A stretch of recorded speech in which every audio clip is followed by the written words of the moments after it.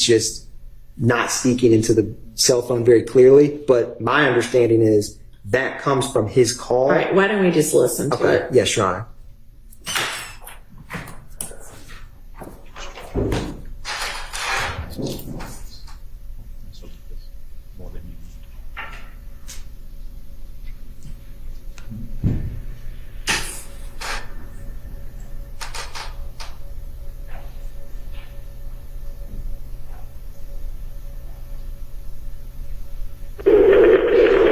Atlanta 911 operator 2091. What is the address of your emergency? I live at 1469. Okay, do you need the police, fire, ambulance service? You need the police? Yes, it was. It seemed like it was 30 minutes. Okay, can you try to speak a little louder? We have a bad connection. I can barely hear you. Can you hear me now? It's a little bit better. Okay, I'm saying it seems like there's some type of fun not for something extremely in my neighborhood. Okay, and you said you're at 1469 Mem Street. Do you want to meet with the police when they come out? No, I just send them out. Okay, how many shots did you hear? It was like a whole round. Okay, all right. We'll send the police out to check the area. Do you want to leave your name and number? Okay, Mr. Moore, verify the phone number you're calling from.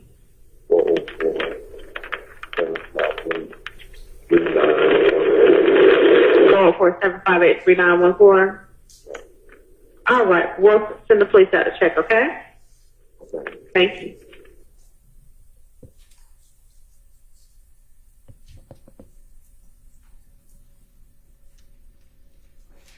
All right, so the caller heard multiple gunshots seems to be something that the caller reports on the call, but do not see caller.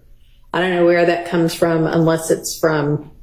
That, Your Honor, I see what the court is stating. At 4:05, so the call comes in at 4:03:37, and because there's multiple 911 calls, there's already officers heading that way, and so this isn't the first call, and so a minute and 20 seconds later almost is an officer radioing, I do not see the caller. Caller heard multiple gunshots in the area, so I think they're just parroting back the 911 call. Right. I don't have any problem redacting that. I do view it as the officer's present sense impression, but I don't know why it reparrots the caller heard multiple gunshots, because obviously he didn't speak with someone because he says he can't find him.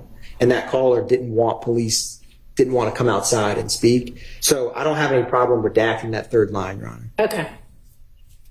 Thank you. Yes, Your Honor. What's next? Yeah. All right. Your Honor, the next one is 4KK CAD report. It's second to the last entry. It is a 2-page CAD report. On page 2 of the CAD report, towards the bottom under a CAD narrative, there is at 4/28/2015, 4:06:28 a.m. female shot. I concede I don't know what KFOA means. Yeah. Night commander copies female grazed by bullet. Caller stated someone shot up house. Looks like it says Supervisor Arnold and Denson, and I don't know what the rest means, but that's obviously, and it notates that there's a female caller. So this information is obviously not obviously, it appears to be being relayed by a female caller. We don't know who that declarant is, whether or not the caller is being offered for the truth of the matter asserted that someone shot up a house, and we don't actually know. All right, maybe we just need to listen to this one. Yes, Your Honor. And I think it is coming from the 911 call. I will play the 911 call for this one. It's a little bit longer. It's like 6 minutes. Well, you can just get to the part of it that matters. Yes, Your Honor.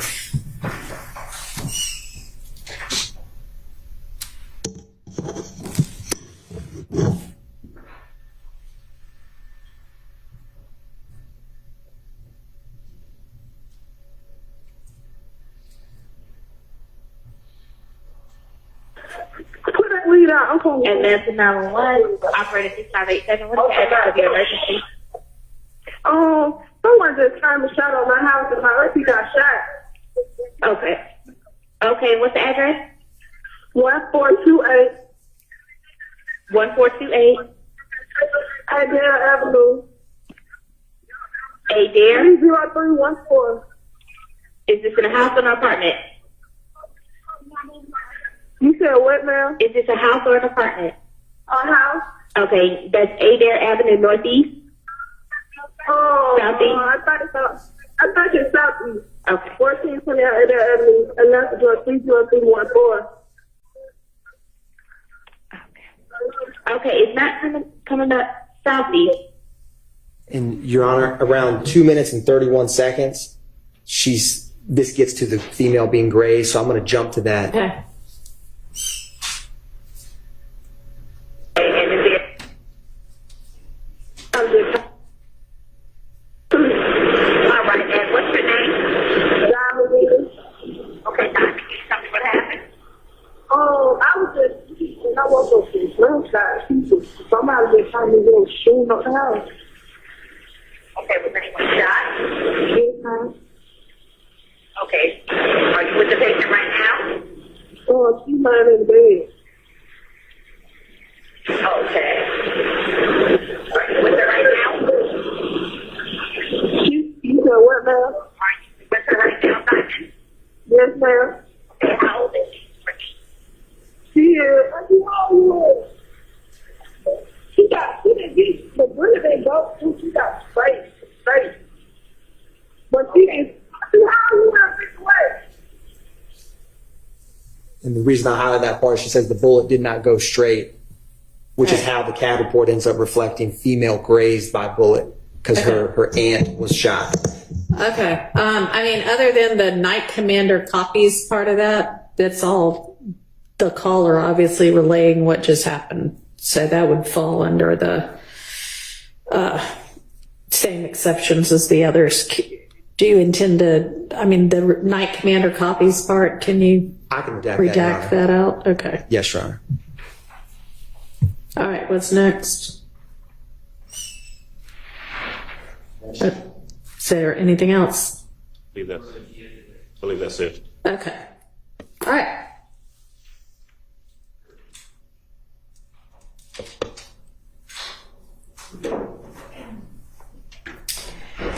The other thing I had written down from yesterday was Mr. Stillwell jail calls. If y'all are ready on that. If not, we'll just move on to the next. I'm ready, Your Honor, just thinking about the most logical way to address these issues.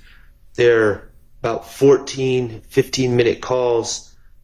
The state has, to my knowledge, not given any clear direction on what they plan to play. So I think that maybe it makes more sense for them to propose what is admissible, Okay. and then I can respond. All right. And Ms. Hilton, is this the one that you sent over that was like in a spreadsheet, or where would I go? What's the best way to go find these? No, Your Honor, that was the co-conspirator statement. Okay. But in this same Dropbox, these are all in the Mike Sprinkle folder Okay. under Shannon Stillwell. Okay. And Your Honor, it may do well for us to have a conversation at a break with Mr. Sharp and counsel, because there are some that we've identified that we will not use, and then there are redactions that we have. All right. I was hoping you would have provided that information to them before now so that we could get right to what we still need to litigate. As there were some that were excluded as late as last night, I can address them, some of Okay. them. All right. Why don't we take such a break right now then? All right.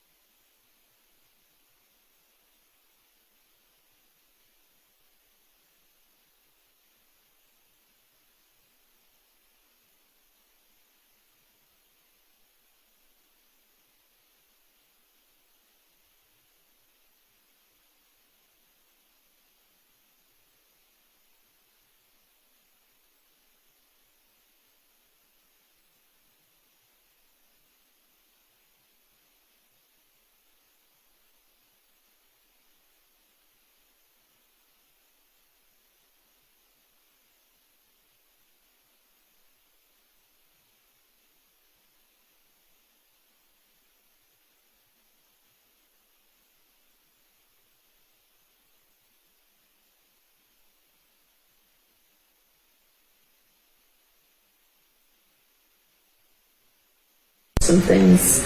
We've not come to an agreement, but we've narrowed down the pool of calls as it relates to Mr. Stillwell and the information we've got to litigate.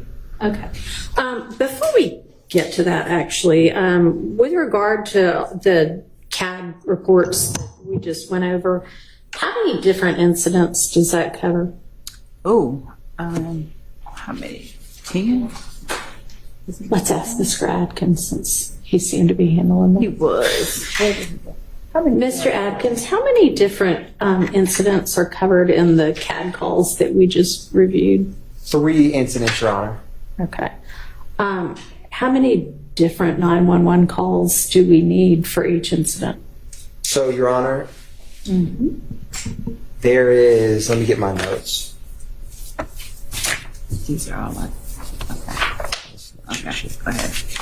So, for the Club Crucial shooting, which is going to be letters JJ, like the exhibits are going to have that when we introduce them, there's only one 911 call. Okay. So that one's easy. For Adele Drive,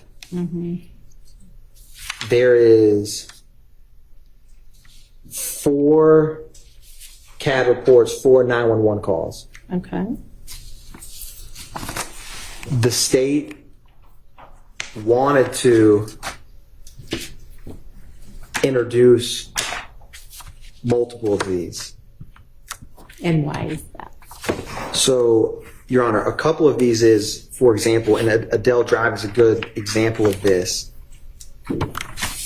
APD gets multiple calls from different neighbors. Right. And so, in the state's mind, there's some relevancy to kind of some initial chaos of when these, because some of police work or investigation of cases. And so in real time, when it's 2 a.m. and someone's house is shot up, sometimes they get 5 calls. And sometimes they're half a block over, 2 miles over, and it takes APD, as it would anyone, some time to figure out where it happened. So I think it's important for the jury and evidence to exist to show that process, real 911 calls and CAD reports associated with acts in the case that come in real time. They come in fast, and APD has to decipher and figure out what happens, which leads to investigations. So are we going to need to listen to 4 different 911 calls? I mean, it's easy enough to say, are these the 4 CAD reports? Yeah, they are. They're admitted.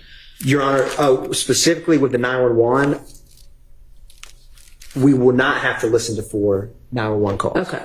And so there is specifically for at least Adele Avenue, the 462 911 audio, that is the, 1428 is the victim's address, and that's the victim's, I believe, niece calling. All right. And so that a 911 call the state wants to play. Okay.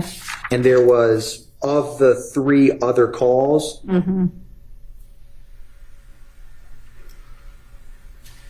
the 455 the state wanted to play because these CADs come in sequential order. And so the first 911 call that we have audio for and is in the case file is 0455. So the state wanted to play that because Ms. Latner kind of explains how they associate cases together when they get multiple. Okay. And so I will not play the audio associated with 460 or the audio of 456. Okay. You can just say there were 2 other ones. Here are the CAD reports. Yes, okay. Your Honor. Super. And for Drew Drive, we have 1 911 call, 2 CAD reports. So 0587 has a 911 audio, and 0588, which is the one right after it, is just a CAD report. Okay. All right. Thank you. Yes, Your Honor. Okay. Now, Miss Love to the Miss Love or Miss Holden. I don't know. Who's going It was me. Okay. So that's as to Mr. Stillwell's calls. Yes. We just narrowed down the area that we were going to be intending to introduce. And of the bucket of calls that are in the folder for Mr. Sprinkle under defendant Stillwell, we've identified for the defense the October 31st call, 2015 at 12:26 p.m. from 1 minute and 10 seconds to 2 minutes and 5 seconds.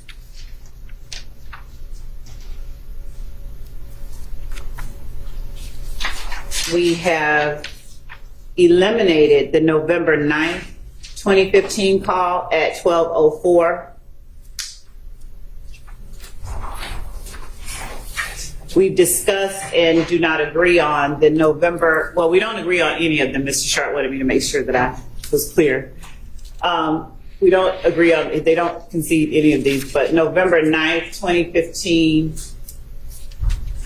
1627 and 1645, those are two different calls. We are keeping those. We have eliminated the November 9th, 2015 call at 10:57 p.m.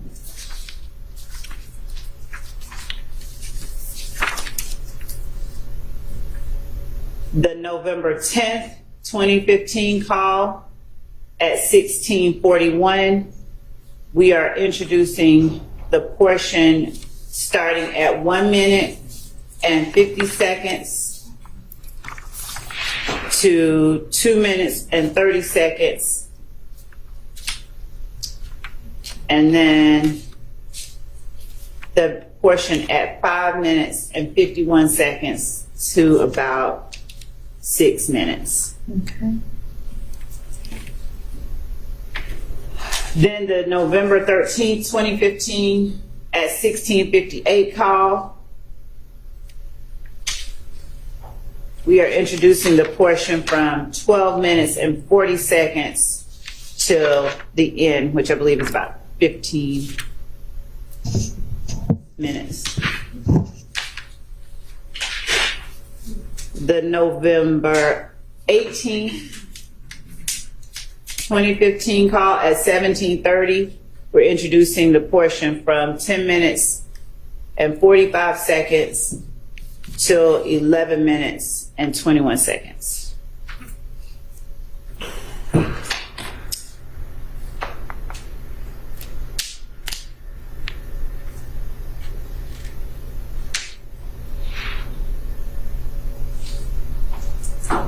See? You want me to continue? Yeah. The November 18th, 2015 call at 18:43. We are introducing 1 minute and 52 seconds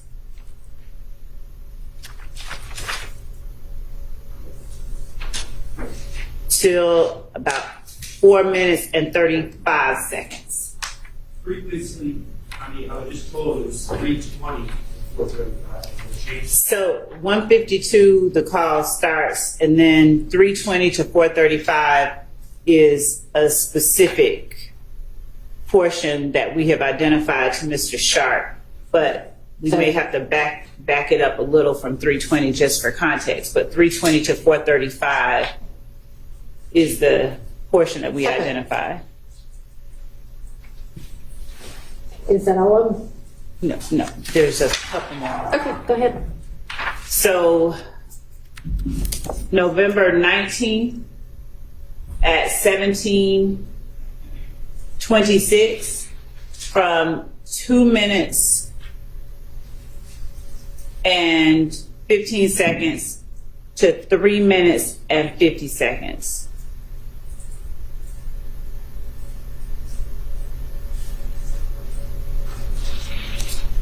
November 19th at 19:35. This is 1 minute and 27 seconds to 9 minutes and 20 seconds. November 19th, 2015 at 19:35 is 1 minute and 27 seconds to 9 minutes and 20 seconds. Okay, give me just a second. Okay, this just went out. November 19th.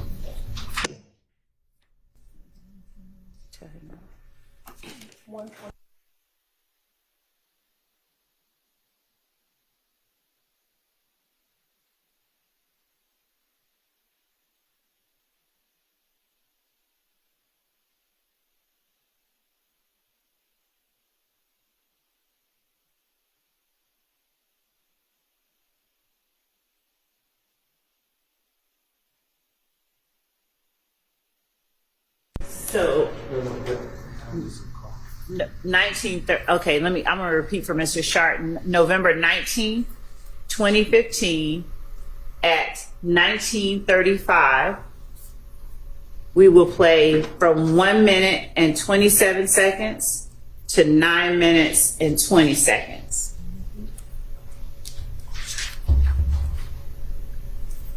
Then, for the call dated November 23rd, 2015 at 16:08 p.m., the state will play from 8 minutes and 50 seconds until the end of the call at about 15 or 16 minutes. 16 minutes, actually. So it's about 7 minutes. 8 minutes, 7 minutes. Then, December 4th, 2015 at 15:48, the state will play 11:57 to 13:15.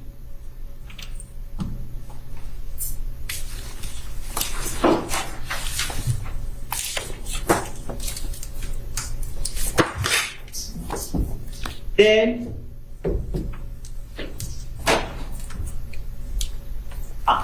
on December 4th, 2017 at 17:31, the state will play 8:10 to 8:30 approximately.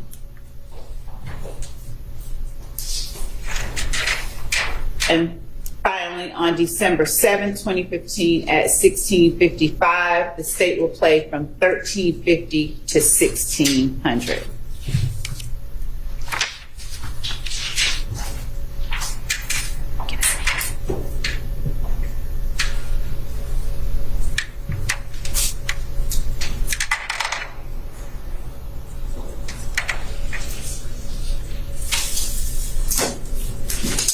Okay, so do we want to just start with the first one and I'll hear what the objection is, or hear the tape and then hear what the objection is? Maybe hear the objection and the tape. So, Your Honor, I think that's a good way to do it. Maybe hear the tape and then the objection. Okay.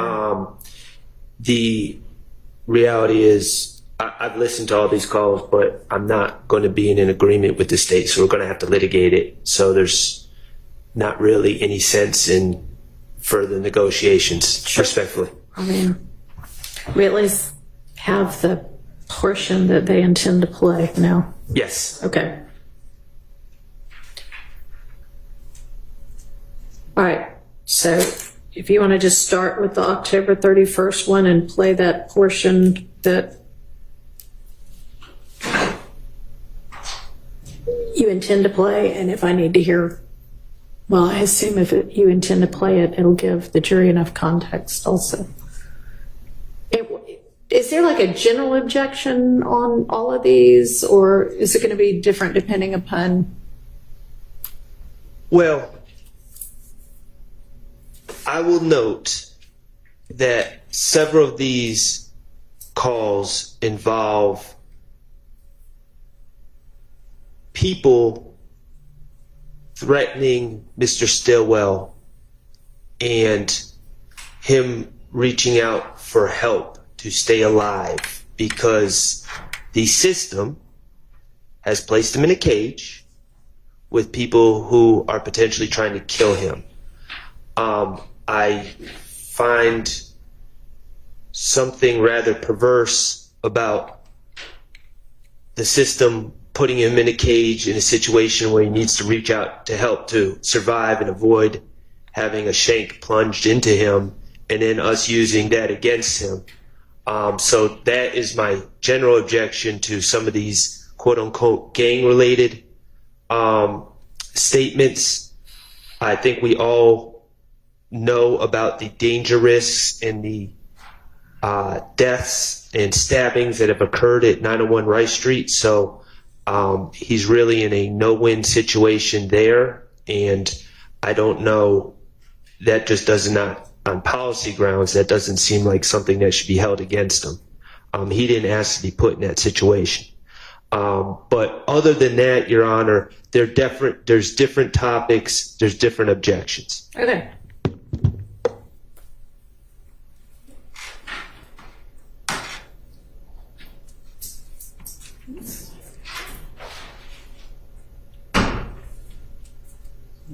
Give me just a second.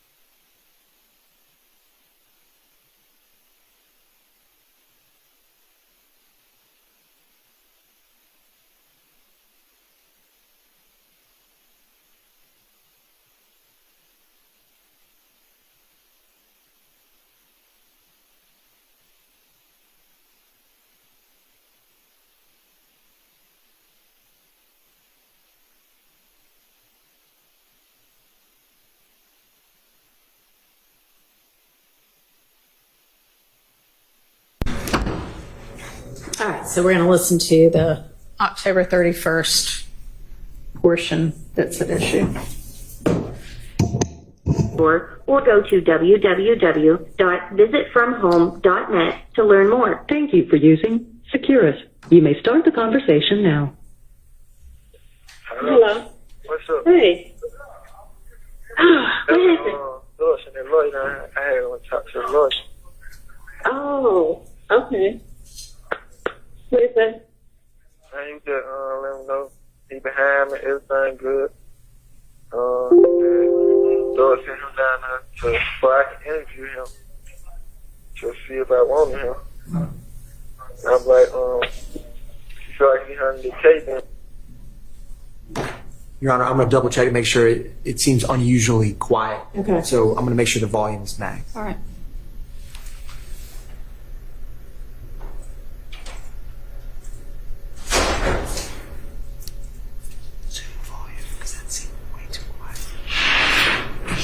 Your Bible. So, it's your Bible.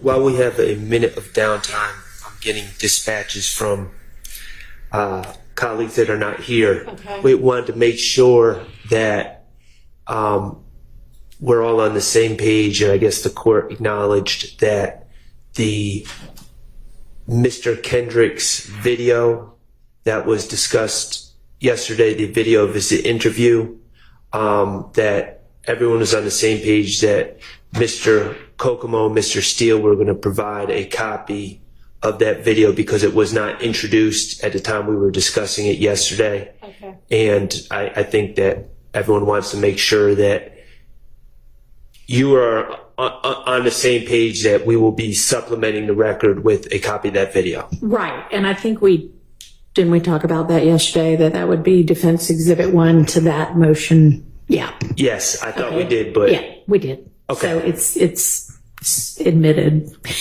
The court reporter will await receipt of it. Yes, thank you. Thank you.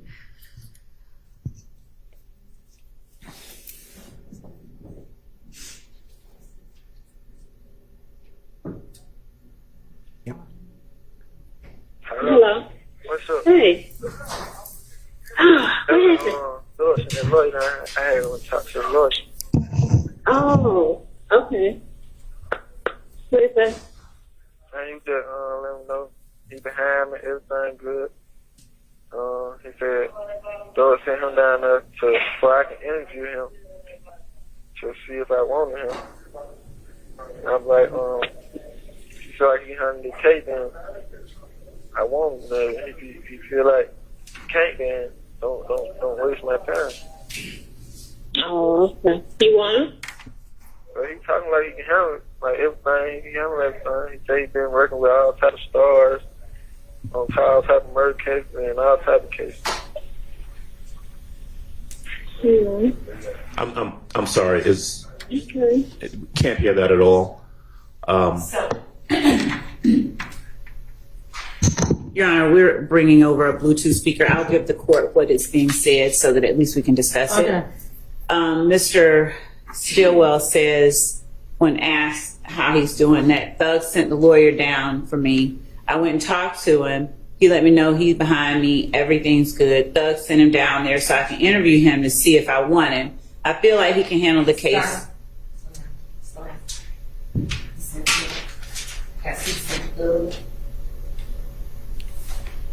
Okay. I'll start over. Thug sent that lawyer down here for me.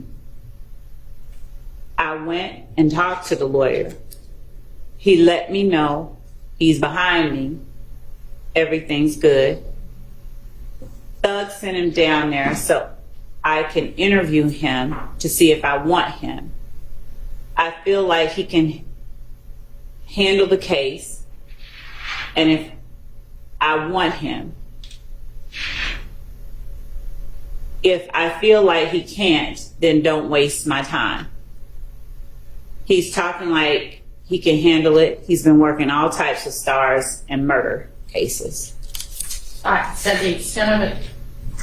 Okay. I agree with the state's rendition of what that says.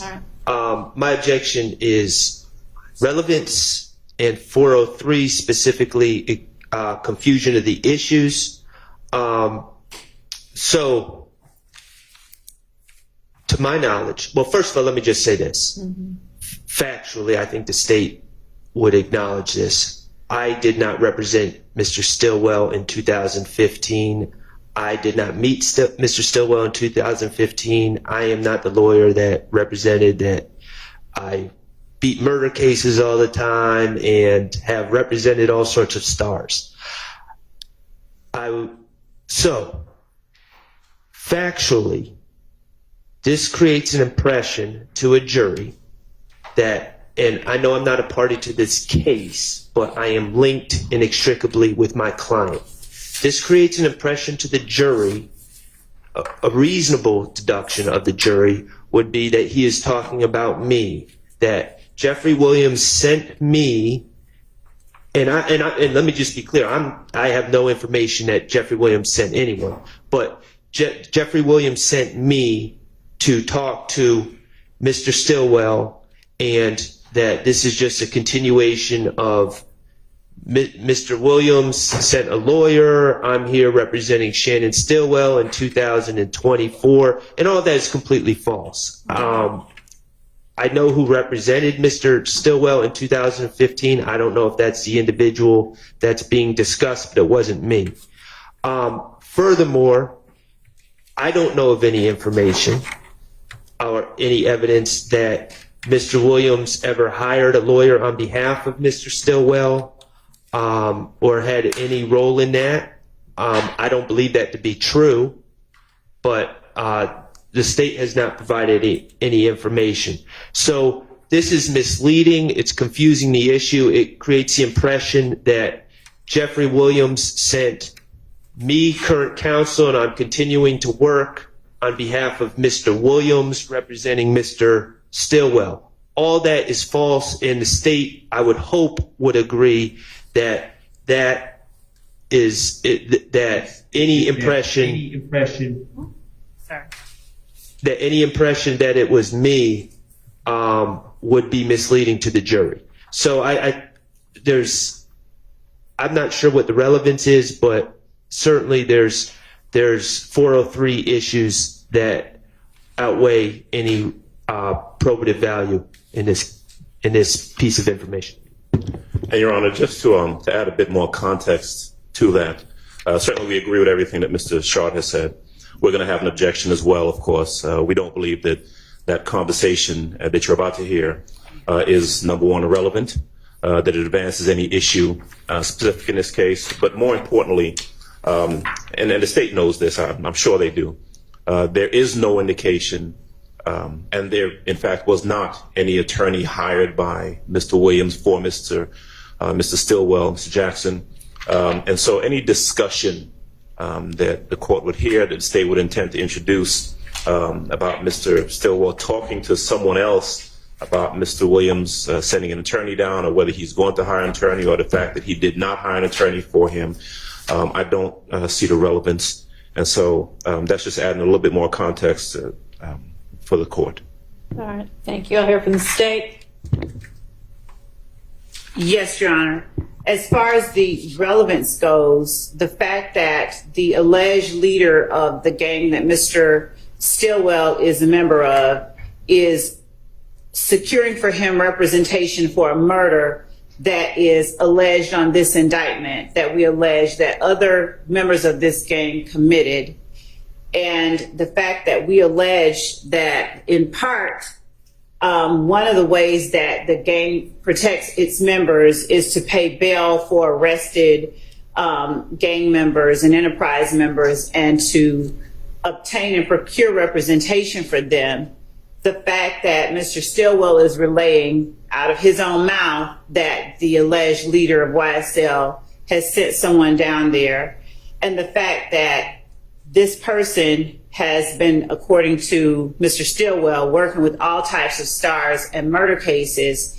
And he is saying in one of his songs that he's talking about paying a lawyer, having beat a murder rap. I don't think anyone is going to get the impression that Mr. Sharp is the person who represented him. And even if they did, it doesn't in any way impact the 403 analysis, which would Mr. Sharp bears the burden of showing that this information somehow or another is so substantially more prejudicial than probative as to permit its exclusion on 403 grounds. And he hasn't done that except to say that they might think that I'm the one, but Mr. Sharp's not the person or the proper inquiry around which to make that analysis. All right.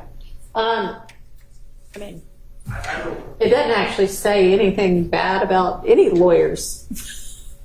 Well, I'm not. Whether they think it's you or not, I don't see what that matters. I mean, if you want me to tell the jury that you want them to know that that wasn't about you because you didn't represent him in 2015, we could think about that. But I mean, it's definitely relevant evidence in that it makes the state's assertions more likely than they would be without that evidence. And would you consider two things? I would like that instruction. Okay. And second, would you consider taking out the lawyer said he represents all stars and is beating all sorts of, I mean, that's just lawyer puffery.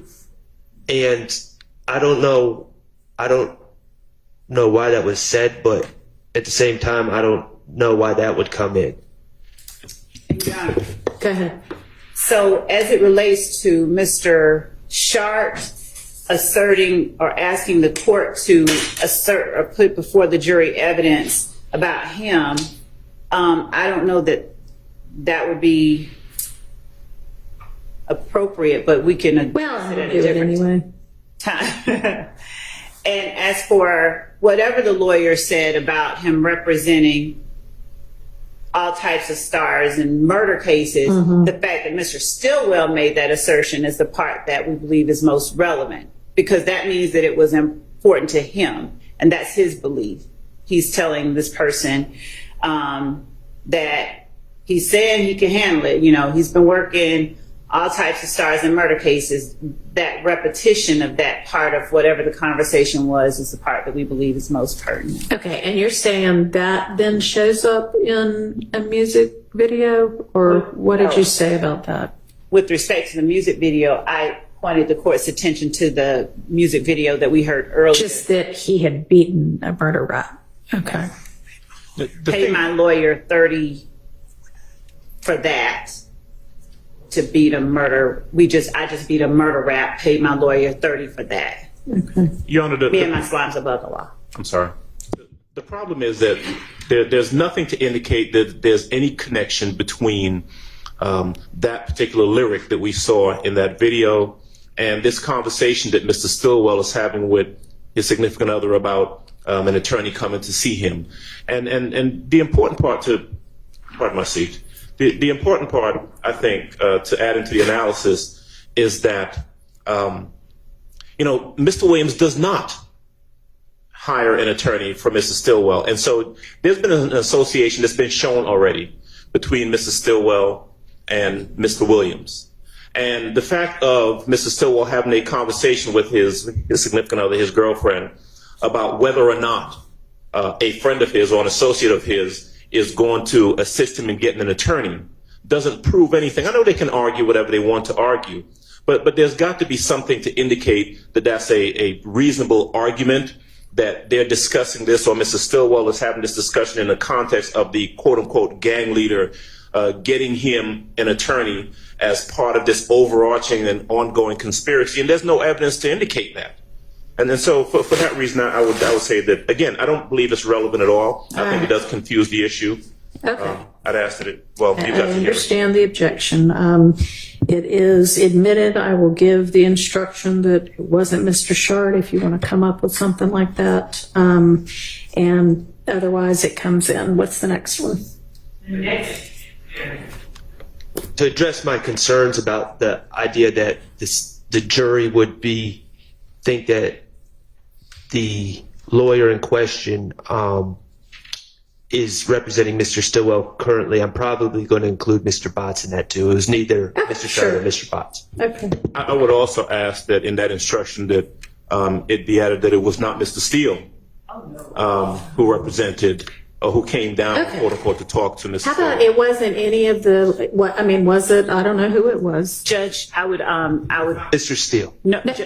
Or myself. We don't know that. And in fact, Judge, when we have in 2022 with the murder, with respect to Mr. Steele, we don't know. Okay. Who entered an appearance, if anyone, on Mr. Stillwell's behalf in the 2015 case? A gentleman by the name of Michael Bixson. Anybody else? No. What's the- At some point there was, and just to give full context, a lawyer was not, the state keeps arguing that Jeffrey Williams hired this lawyer. A lawyer was not hired for a significant amount of time. He was represented by the public defender. Okay. I believe Mr. Bixon was the gentleman who entered an appearance and is being discussed here. Okay. And Your Honor, that's not what we said. We just read what Mr. Stillwell said, and that Thug had sent a lawyer down there. We didn't say someone had entered an appearance. He just said he talked to him. So we don't know who it was, and that was the point that I Well, was that making. doesn't matter because I'm not going to say it wasn't Mr. Shart that talked to Mr. Stillwell. I'm going to Okay. say it was none of these lawyers who represented Mr. Stillwell in 2015. That's fine. So do you want it to be Shart bot Steele, or nobody here today? Nobody here today. All right. An entry of Oh, that is- appearance. All right, y'all need to draft it. Give me a second.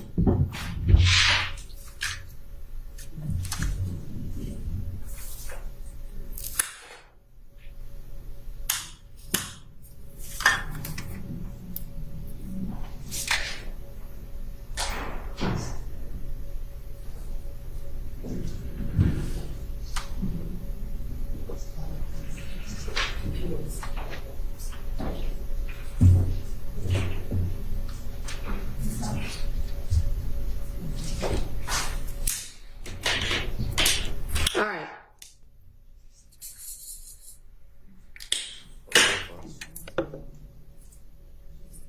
Next. Yes, Your Honor.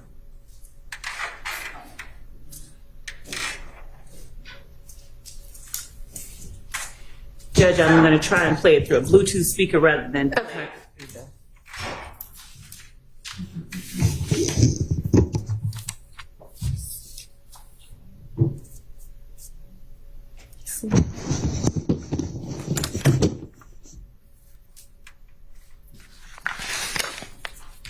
And this will be the November 9th, 2015 call at 1627. Just one second.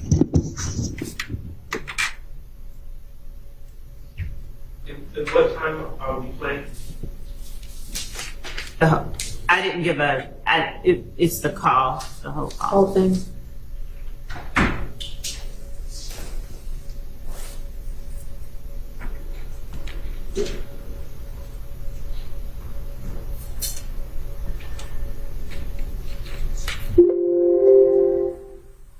Hello, this is a prepaid collectible. That's a little loud. Hold on. Do it without the mic. Okay. Yeah.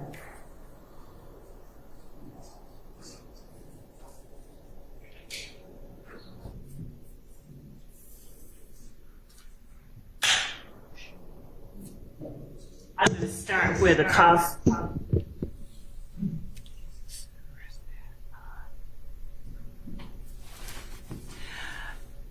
I'm going to start where the call starts at 1 minute and about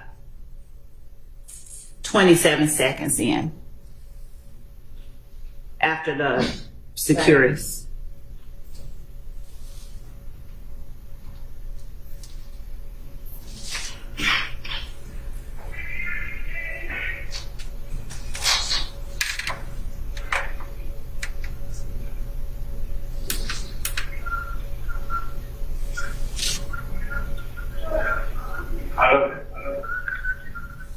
What's up, bro? What's up, bro? Hey, man, what's going on at 9?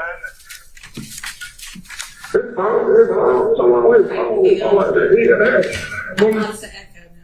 It is. Maybe it is better going through the microphone. I'm going to try one more time because we had a microphone on. If it does do that, we'll just play it through Zoom.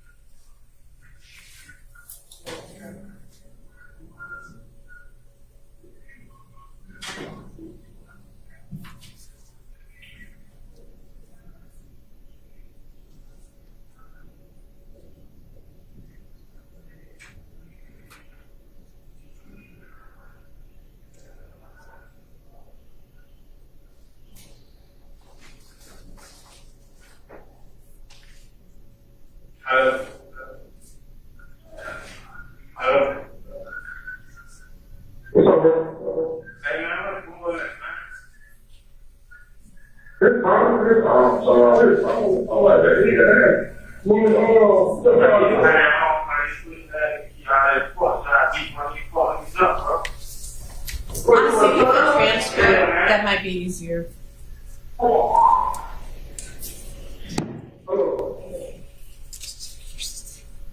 I mean, it was better once you moved that away, but. So we'll do it. Yeah.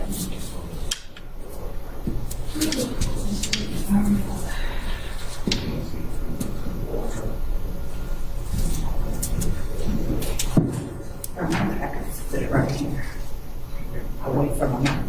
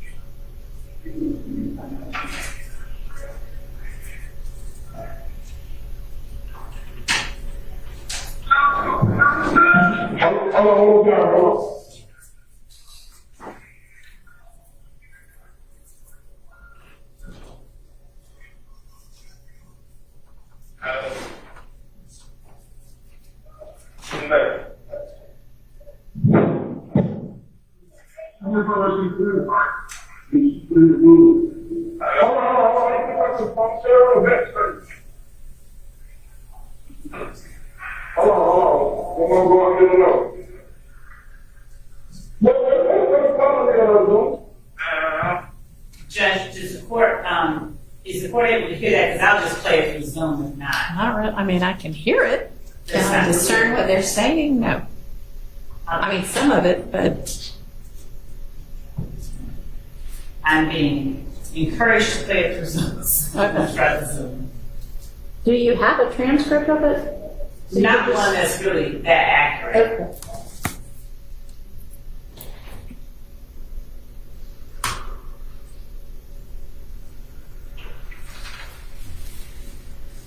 I don't know, little paperboy got going on, these niggas come out, you on hold and all that. Man, y'all just stop playing with me, bro, cause I know how to fight, bro. Y'all fuck at me, y'all cap ass shit, bro. I ain't with all this suck shit, bro. All this fake ass same shit. I was just on the street, y'all niggas just come out, bro, everything good, man. Come on, man. He needs some hold. Hello. And Judge, I'll point to the right of the screen where the court sees the lines indicating talk. Mm-hmm. That's the transcript that's coming up. It's sort of closed captioning. It's not the best, but that's what I was talking about. Hello. No. Junior, he on the phone, Junior. Hey, bro. What's up, bro? What up? Man, what's up, man? You fuck ass nigga trying all that suck ass shit, bro. You shine, nigga, bro. For real, huh? I don't know what paperboy had going on out there, out there like he kicking like he's there with a lord or film or whatever he's doing. Man, Who said that? paperboy, these niggas trying, they don't know nothing about paperboy, man. Who are they? They trying, they shine. What's their name? Who they big bro? He's my hit big bro, Montana. Bro, what channel ain't got no wisdom? Hey, bro. Come here. My bro said Montana ain't got no rim. Montana your big bro. Hello? Let me holler at him. Hold on. Stay pause it just a moment. I think this is important to note. At this point, a jail phone is being passed to a third individual, so we're about to hear a conversation between two individuals. Neither one of them are my client. Okay.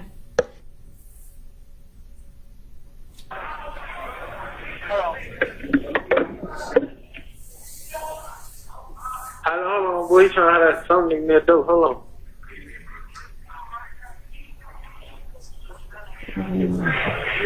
He ain't got no run, no flow or nothing. What you say, boy? Ain't got no flow?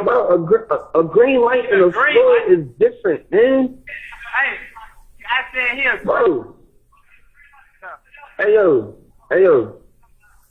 Hold up, bro. Bull. He scared to get on the phone? I don't know, man. He trying through the door to another nigga, man. These niggas monkey, bro. Tell the nigga get on the phone. Man, these niggas monkey, bro. I beat one of these fuck niggas up, bro. I ain't playing, bro. All that lame shit. Come holler at my bro, man. Hold on. Hey, yo, homie. Yo. Rise and shine. I shine, you shine, we shine. Hey, who your big fool, bro? Yo, my big fool A1, dog. A1? Yeah, that's the big bro over Georgia, my nigga, behind the G-Wall, 5. It's insane. You talking about behind G-Wall? A1 is behind. Yeah, A1 behind the G-Wall. Listen, 5. Listen. But we just had a 5 on 031 day, dog. My channel don't even have no realms, 5. Hey, look. Busy. Hold on, bro. My handle is busy, 5. You can ask any nigga about me, dog. My name busy, 5. Your my name channel don't got no what? Busy. My son got the green light. Joe Shine gave him the green light over the whole right street, dog. I'm telling you, I'm telling you, the Joe Shine out. Bro, hey, look, you can three-way Joe Shine right quick. Hold on. Hey, bro, call Joe Shine, bro, cause I ain't gonna keep going back and forth on nigga about nothing, bro. He about to do it, Joe. He about to do it, man. Bro, ain't all this suck shit, bro. All that lame man. Bro, and who the fuck is saying that paper? Who put what in the paper mouth? I don't know. I think his name Pete. That some nigga named Pete. That though you thought the name Pete, man, some murder ass shit.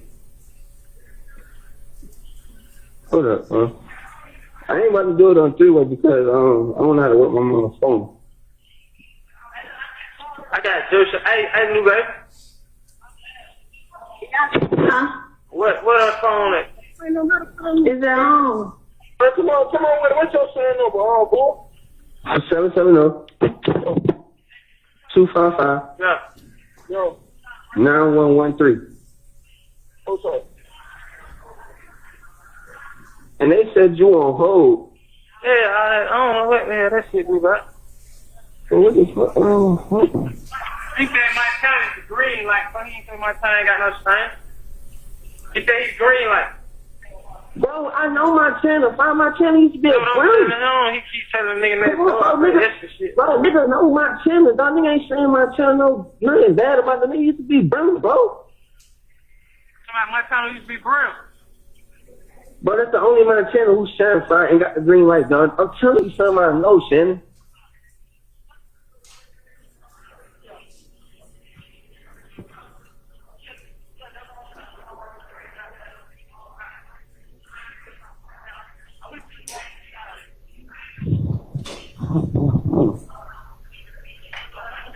Hey, boy, he need picking up. Where the other man? Where the other straight now? Hold on.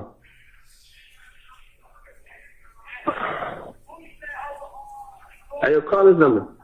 Hey, who over Georgia, boy? Hold on. 44 Yeah.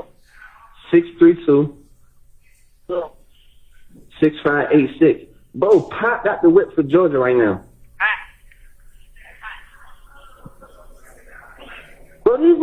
Bro, these niggas asking questions and they don't even fucking know who the fuck is these niggas that say niggas on hold and they don't even know shit. You don't know what's going on, man. You can find hell nah, man. Fuck these niggas, bro. I don't know nothing. Who they saying got it? Joe Shine? Who got Georgia? Who y'all saying got Georgia? Who he saying got caught? Hold on. Hey, Paul. Hey, yo, Roger Sean, fine. I saw you, shot was up. Bro, listen, you know Shannon and Rice Street, he just went upstairs, right? You know what? Listen, bro, these niggas talking about fathers on hold and all that kind of Who shit. is it right now, boy? This buckshot. It's buckshot. Hold on. Hey, yo. They talking about what? They saying that there's fathers on hold and all this Montana shit. Bro, tell these niggas Montana don't even got no fucking room. Montana don't got no fucking rims, nigga. That nigga's a slap, nigga. That's what the fuck I just told these little niggas. These little niggas don't even know shit. What he saying? He got the same. Hey, he said his name. He said his name Finesse and another bro named Pete. Bro, and then on top of that, these niggas want to tell me that Pop not running the whip. Pop pushing the whip, nigga. That's what I'm telling them. He said Pop. Georgia. Pop, man. Pop. Yeah, he know Pop pushing. Bro, Pop just running the whip, G. That's who got the rims by now, G. This shit going on. Hold on, let's say, bro. Yo. Hey, yo. Hey, yo. Yo. Who is saying that Shannon is on hold? Huh? Who's saying Shannon on hold? The green light over here, Lil Pete. Look, let me tell you what the situation going on right now. Joe Shine gave him the green light over on 6th floor. Goddamn, Montana got the green light over the whole right street, right? Goddamn, the hood we pushing is living proof or no proof, right? Y'all say the high is hot. No, Pop. The high is not Pop, bro. The high is Doug, bro. Doug Ski, bro. Bro, Doug is not. He's inactive right now, fam. It's a bunch of policies going on with Doug right now, G. But them niggas See, look, we've been in Rice Street for a good minute. See, we ain't been pulling up at no jury shot, you feel me? Well, yeah. But fine, look, yo, you right on paper. Doug is the high, but bro, this nigga is inactive right now, fam. You got a three-way with Joe Shine? Because this nigga Joe Foster, they just so fixed on this nigga Joe. I'm the bar Joe right now. Tell Lil Pete they following Joe right now. Tell Lil Pete they following Joe right now. Tell they following Joe now. Tell Lil Pete they following Joe now.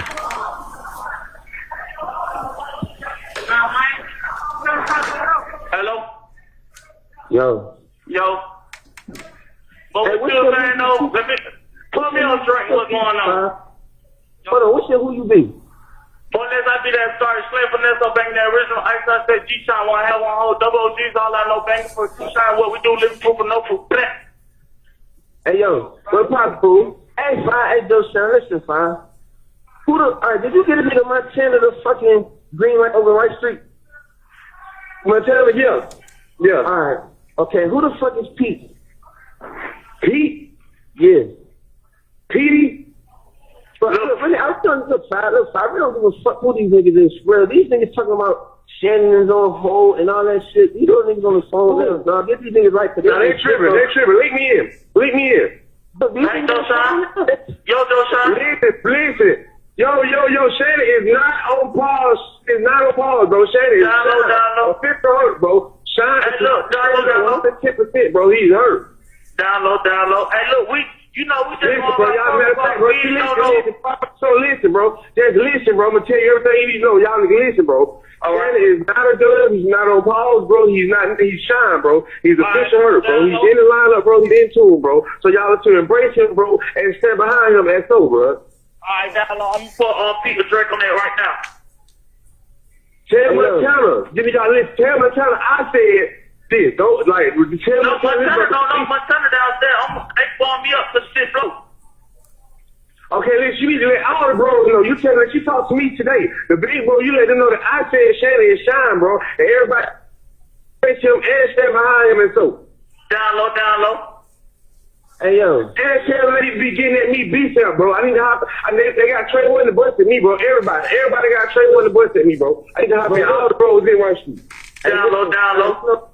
Hey, yo, Doug, you know Shannon's situation. The only reason why niggas called this time because these niggas really don't know shit, for real. But you know, Look. This way it happened. When he bombed in, I was like, you shine? He was like, yeah. I was like, Roger shine, twin. He was like, I shine, you shine, we shine. So I was like, all right, what hood you pushing? He said, living proof or no proof. All right, down low. So I bust that little Pete. Little Pete said, do he know his oath? He didn't know his oath. You know how that is. If you don't know the oath in 3 days, you ain't shine. You feel me? Ayo, but fine. Ayo, if I just asked you who you be, fine, and you didn't even have the mandatory shit in your who you be, dog. I did just tell you who I be.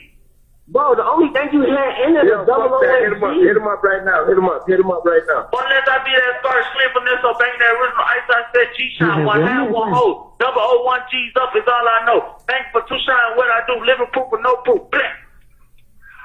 Bro, This shit just said 1 minute, bro. You gotta try to ball back, bro. Y'all need to ball back, shine stuff. Everybody got trade one to tune in with me, bro. Everybody in Rice Street got trade one to tune in with me, bro. But you don't all these little niggas thinking they got stains, I don't know them, bro. I know Montana, bro, and that's the only person that I stand behind, bro. Whatever Montana got going, that's what he did. Oh yeah, they good brand. All them come from Montana, bro. They good brand. I agree like the Montana do that, bro. They great brand. With everything else, bro, they just need to tune in with me, bro. Y'all, bro. Everybody in Rice Street got to tune in with me. Hey, yo, part of my soul, who the hurt is that's on the line that's in Rice Street right now? His old Chase, fine. Yeah, we gotta get him the ball back. Hey, look, what the fuck y'all at Buckshot and Young? I need to have a y'all niggas bad about some more shit. Shut up. I'm in the goddamn bus. Thank you for using Securus. Goodbye. Okay. So, just before I get started with the facts, I do not accept Miss Love's assertion that I bear the burden of proving that prejudice substantially outweighs probative value. I believe that they bear the burden that it doesn't. They're the proponent of the evidence. That being said, what we have here, just in context, Your Honor, in November of 2015, Shannon was in a car on University Avenue. People shot into the car, tragically shot a young lady in the face, causing the car to crash and flip over several times. Shannon and the mother of his child were sent to the hospital. Shannon had a collapsed lung, several broken bones. While at the hospital, Detective Thorpe took out a warrant for Shannon for the murder of Donovan Thomas. Once Shannon was finally medically cleared, he was brought directly to Rice Street and dropped into this environment where he is wounded, hurt, and apparently, from the context of this phone call, individuals who seem to be associated with the Bloods started threatening him. I believe the context of this call suggests, if I'm being candid, it suggests that Mr. Stillwell calls an individual and asks him to tell the people that are in jail with him to get off his back and stop threatening him. It's clear from the context, and that's why I said what I said before we started with this, is the idea that Shannon has to do this to survive and stay in Rice Street, and now it's being used against him. I don't particularly care for. From the context of the call, it appears that Shannon is associated with G-Shine, which are Bloods. It appears that this individual who he called for help communicating that he should not be attacked is associated as well. And then an individual by the name of Busy, who is locked up and apparently has been coming at Shannon, takes the phone and talks to the individual that Shannon called. They have an argument over blood politics. Shannon, there's no indication, has any part in that argument. I don't know where Shannon is at that time, but they have an argument over blood politics, over who runs this, who runs that. One individual thinks a gentleman by the name of Montana is calling the shots. The other individual is saying Montana doesn't have the authority to call the shots. But either way, the message is sent, Shannon is hurt, Shannon is injured, don't mess with Shannon. If this were a case about the G-Shine Bloods, my argument would be more difficult to make. This is a case allegedly about YSL and the alleged gang, criminal street gang YSL. Now, the state believes that they have this unbeatable argument, which they've brought out dozens of times already, and I'm sure they will again. Well, this is a hybrid gang, so therefore everything's relevant. No, it needs to be specific. They're saying that YSL is an entity, is a criminal street gang, and they're moving together to for a common purpose. This has nothing to do with YSL. This is internal blood politics, internal G-Shine politics, and quite frankly, my client just trying to survive in 901 Rice Street. Additionally, Your Honor, there's another concern that I have, and I would assume Mr. Adams has too. There's an individual, they're talking about who runs things. There's, and one individual thinks Montana runs things. And then there's talk, again, when Mr. Stillwell is not on the phone at all, that a gentleman, and what I believe is said, is Dub. A jury hearing that could quite possibly misinterpret that as Thug. I was concerned, I heard that at first, but that is not the case. So that's another wrinkle into this, but I don't believe any of this is relevant. I believe it's highly prejudicial. It's not relevant to this case, I should say. It's highly prejudicial. It confuses the issues.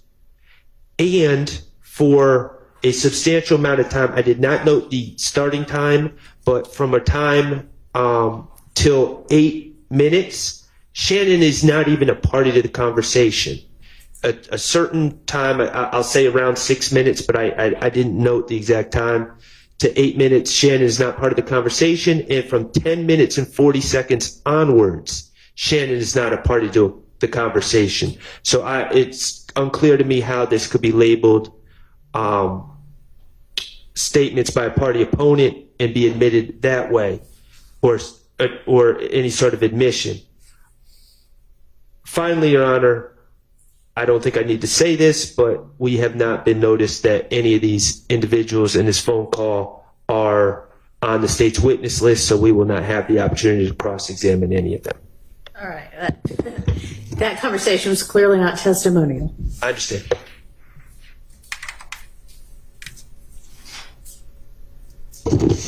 Your Honor, with the court's permission, I'll address the issue of burden in a moment, but I'd like to just start out by talking about the relevance.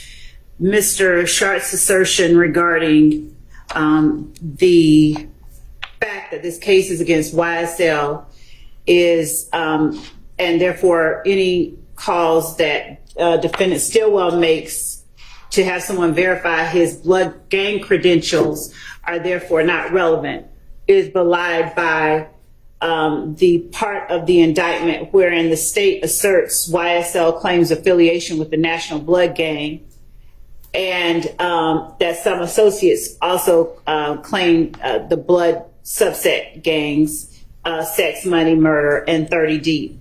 We also go on within the indictment to discuss that YSL, as Mr. Sharp correctly stated, is a hybrid gang, that they actually have members of both Bloods and Crips.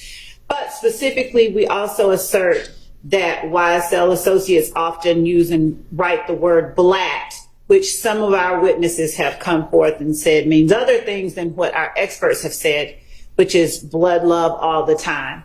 The court heard within the context of this call a reference to G-Shine and Shine as Mr. Sharp correctly asserts, G Shine is also a blood gang subset. And Mr. Stillwell did not call someone to have the authorities come and have these people get off his case. He called another blood gang member. He had one blood gang member get on the phone with another in order to verify and validate his credentials as a bona fide blood gang member. So we would argue that Mr. Stillwell's words are words of a party opponent, that the words of the person who spoke on his behalf when he gave him the phone is an adoptive admission. He's making these assertions on behalf of Mr. Stillwell. And regarding, so in terms of relevance, our argument is that it very easily passes the low hurdle of relevance. And under 402, it's therefore presumptively admissible. And under 403, Mr. Sharp has not made any showing that it is substantially more prejudicial to Mr. Stillwell, such that the evidence would create a risk that defendant Stillwell would be convicted on a ground different from proof specific to the offenses charged in the indictment. Regarding the objection burden, Your Honor, I'm citing a line from Carlson on Evidence 8th edition that, echoing federal authority, Georgia cases have placed the burden of demonstrating a violation of Rule 403 on the objecting party. But the case that I'll cite is State versus McPherson, 341 Georgia App, 871. And the pen site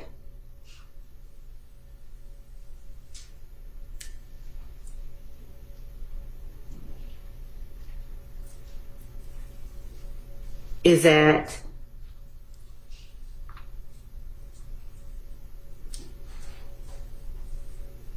A74. Specifically,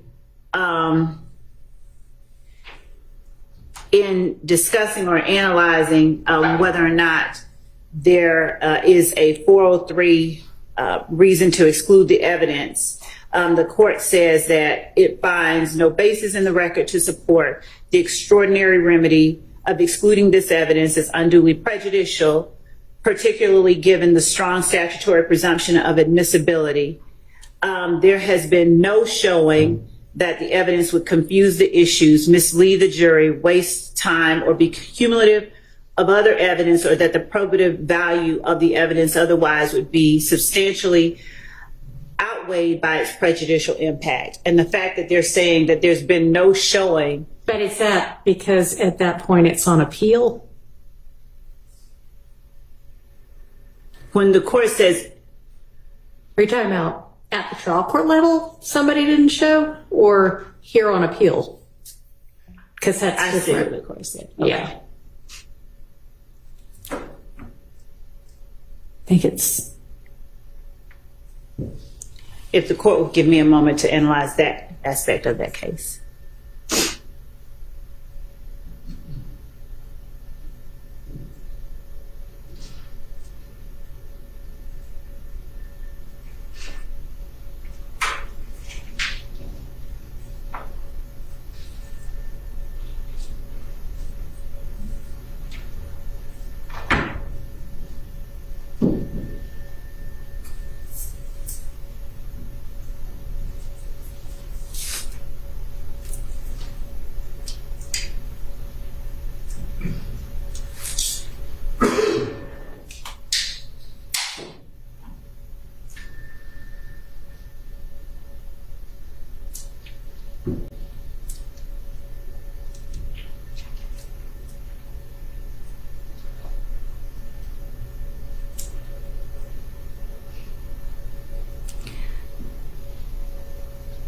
So the court references later on, in this case, there has been no showing that the potential witness's memory about the alleged incidents is either impaired or patently unreliable.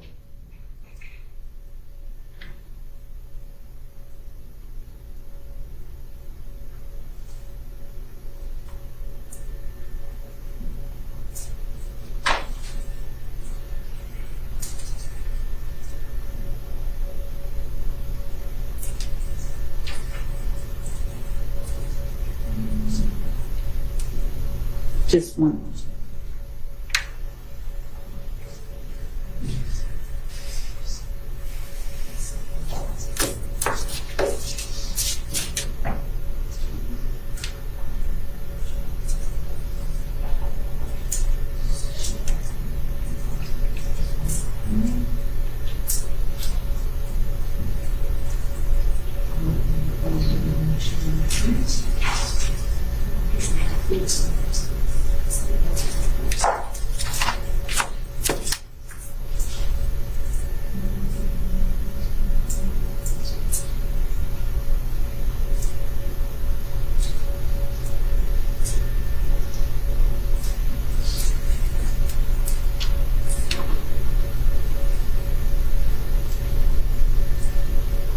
So, Your Honor,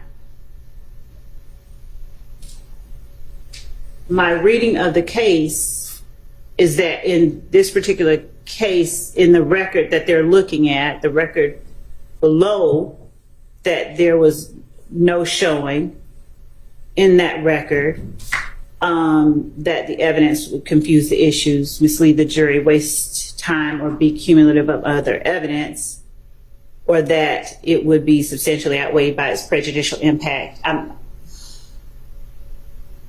All right, well, for his question. be that as it may, 403 is a balancing test for the court to apply. So,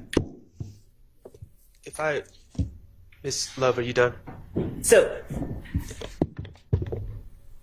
I might have a little bit more, but if I may cede the floor to Mr. Sharp for a moment and come back. okay. All right. Okay. Two things.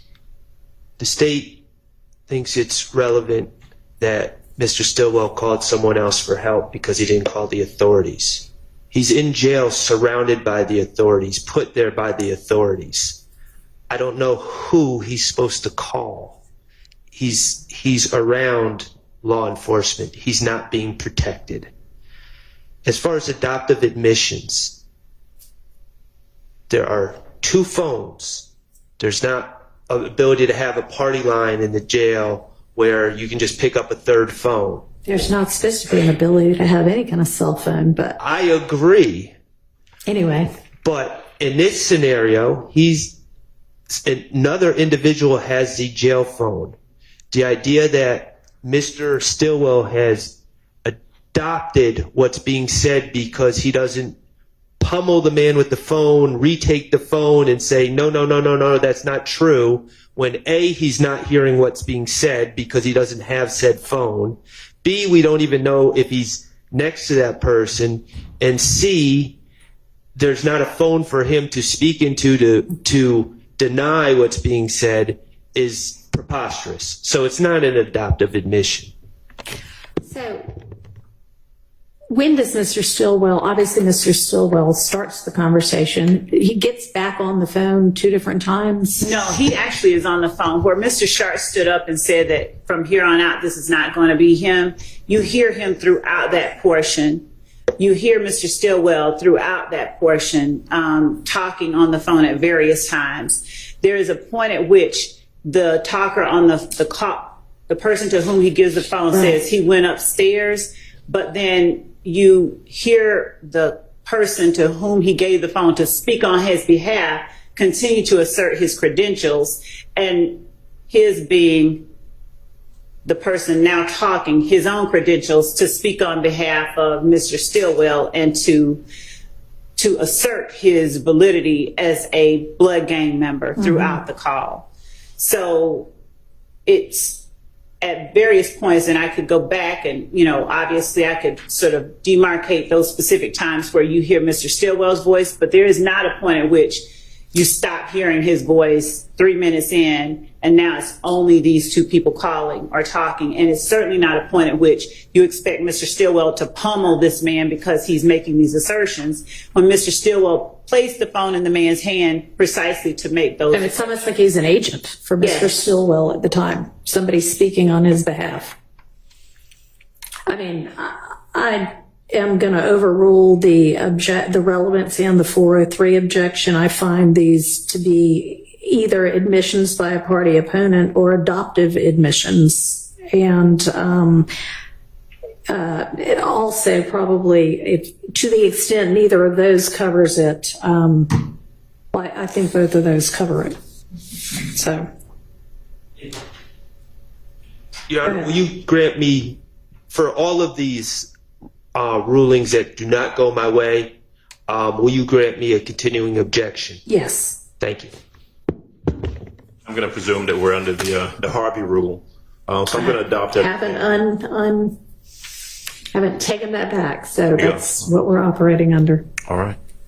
All right. Let's move to the next one. Yes, Your Honor.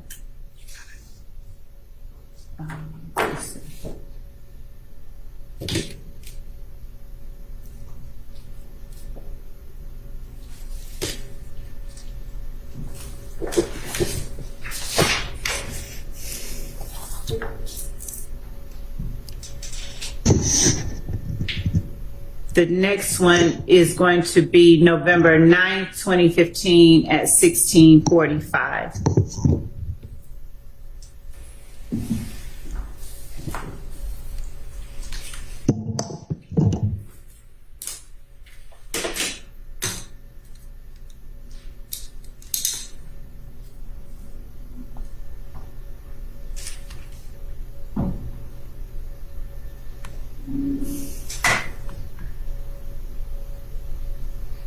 Hello, this is a prepaid collect call from an inmate at Fulton County Jail. This call is subject to recording and monitoring. You may start the conversation now. Hello. Yeah. Nah, I said it did like 1 minute.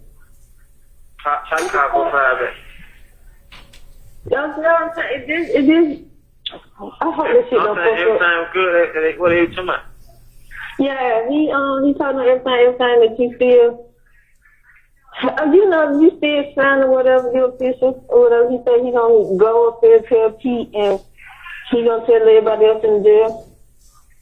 But he said he did get that boy green light over on Rice Street. He said, but tell him, yeah, they gotta be behind you 100% because you hurt. I'm trying to see if that, what's it?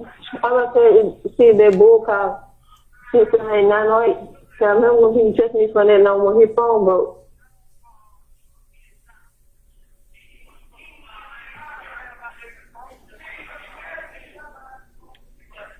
They just told you what was going on. They said nigga supposed to be behind you 100% of my situation. Hello? Yeah. Hello? You want me to call him back? Yeah. Which one, bull? Well, I was not so fast, and I don't really know what bull is. Hello. Because I think I don't sit on the phone because they still talking. I just hung up because you weren't on the phone. Alright, they call for 5 minutes.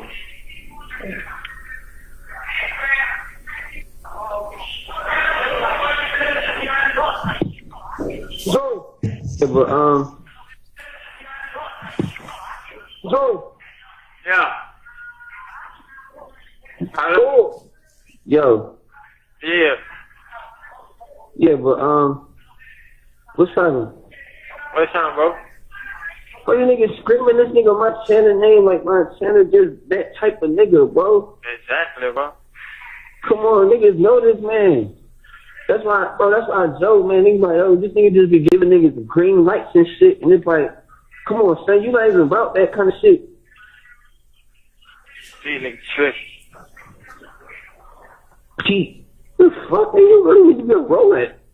Niggas don't know what they getting themselves into. These niggas don't know what's going on, man. And he's so quick to be like, you don't know your oath. You don't even know the real who you be. I said, I told you to get on this shit, dog. I told you I had you, five. I told you I had you. Like, niggas ain't saying niggas jinx you to go back to jail, but bro, the life niggas is living, it's a chance, five. And I told you niggas was cleaning shit up, dog. That shit gonna be way, bro, God forgive, dog. Forbid, bro, that shit gonna be way worse behind the G-Walls, I'm telling you. Hey, Dre on the phone. Yo, What's good? hey, you hear me? Yeah. I don't know how they gonna get it to you because they fucking that crazy shit, the mail situation. But bro, you got to know that shit, bro. That's the first thing niggas gonna ask you. That's the first thing, especially if niggas don't know you. You just so happen to fall into a dorm, niggas really don't. You know what I mean? Yeah. But you got to know that shit, bro. But still, though, them niggas don't even know shit. They just, they've been in the dorm, so they got a little establishment going on. And they ain't even around no real right niggas. That's how I scream, Joe Shine, Joe Shine, Joe Shine. Man, this nigga Joe Shine is all the way on the fucking east side, man. Niggas, I was just with this nigga. The only people this nigga Joe got, like, right up under him is, like, his brother Bart and some other nigga. All these other niggas, dog, these niggas don't even be real right. Me and Joe got into it at least 2-3 times since I've been up. Yeah. So what the real nigga doing now? Talking to the other nigga too, though. What's their handles? What's their handles? My nigga name is Vanessa. Vanessa. Where they from? I don't know where these much ass niggas from, man. These niggas,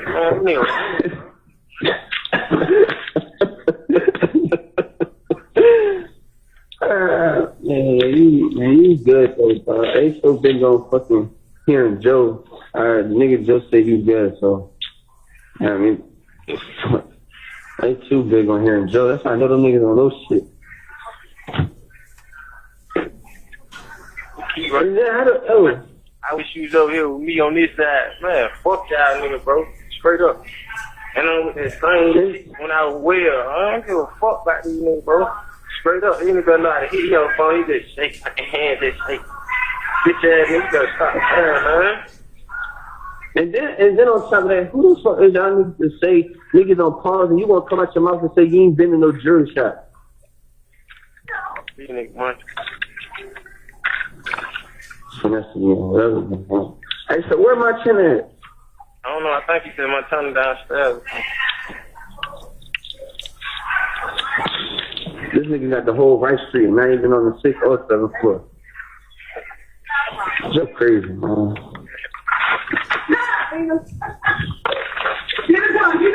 Hey, yo. Hey. Man, I love y'all, bro. Yeah, I love you too, dog. Alright. Love you, Joey. Love you too, bro. Love you, bro. Alright, love you, bro. I'm calling out tomorrow. Alright. Hello? Yeah. Yeah. Y'all crazy. These niggas munching, bro. I'm just thinking like how it works. I don't know. Oh my god.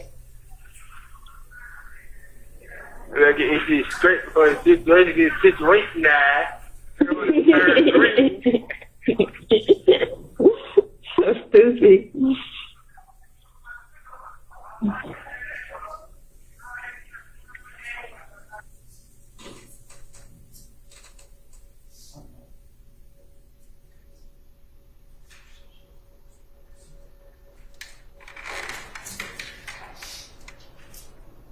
My apologies. I didn't note the time that we stopped it, but it was before the end of the call. So it's about midway, just a little after midway.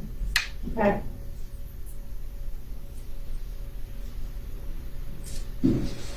So, is that I think that's all they. I'm sorry. Yes, that's it.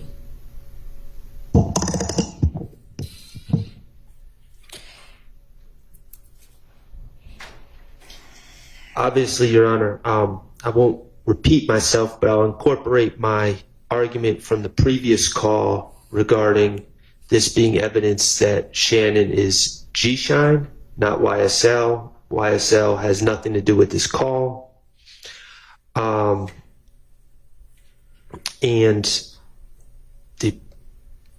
perhaps the state wants me to state specifically what the prejudice is, I guess. but I think it's pretty self-explanatory. It's prejudicial for the jury to be informed that my client has alleged gang affiliations that go beyond what is charged in this indictment.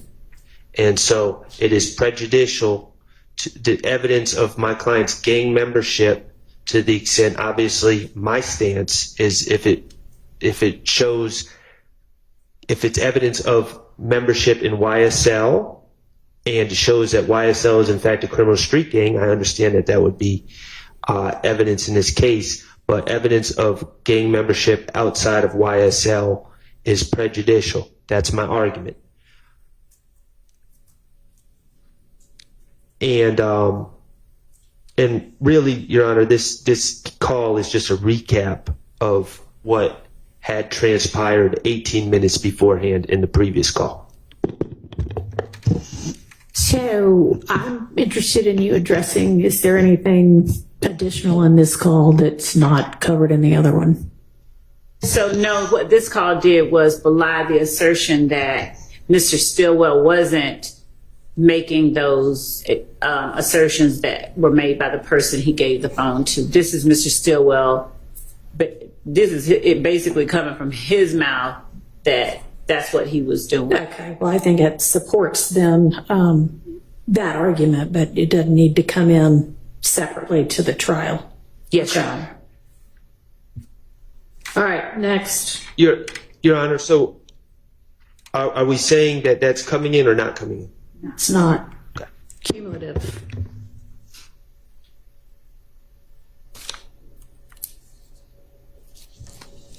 The next one is a short one. It's November 10th, 2015 at 1641.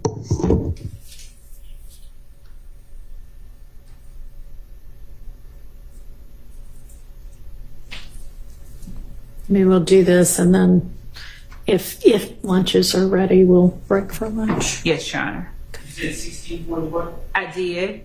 November 10th at 1641.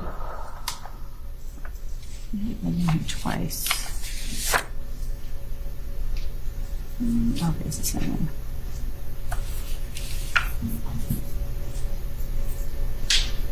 And I'm going to start, Your Honor, at around 1 minute and 30 seconds to about 2 minutes and 30 seconds, which is 1 minute. And then I'm going to go from 5 minutes and 51 seconds to 6 minutes, which is about 9 seconds.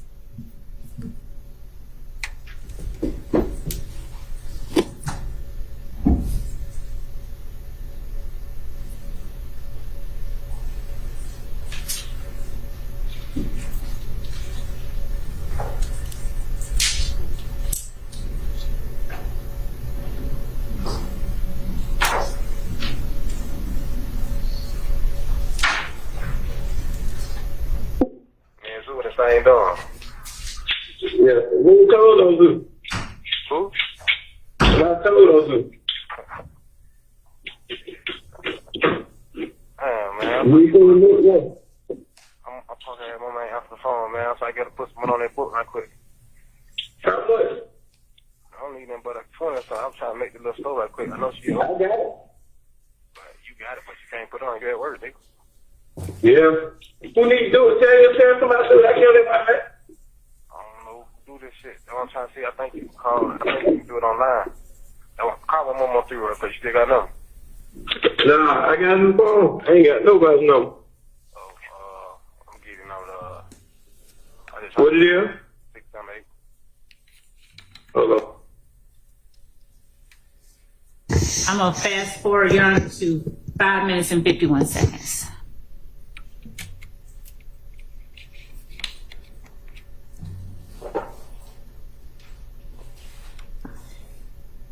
Slug and DK on third floor.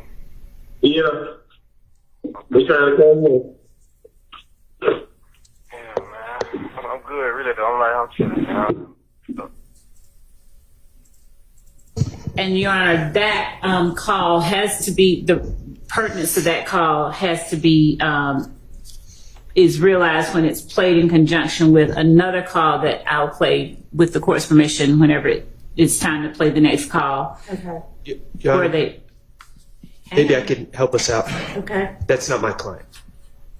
And nor is the other call. The state is attributing calls that are not my client to my client. Okay, well, that might be an issue you'll need to sort out at lunch. Let's go ahead and take our lunch break. thank you.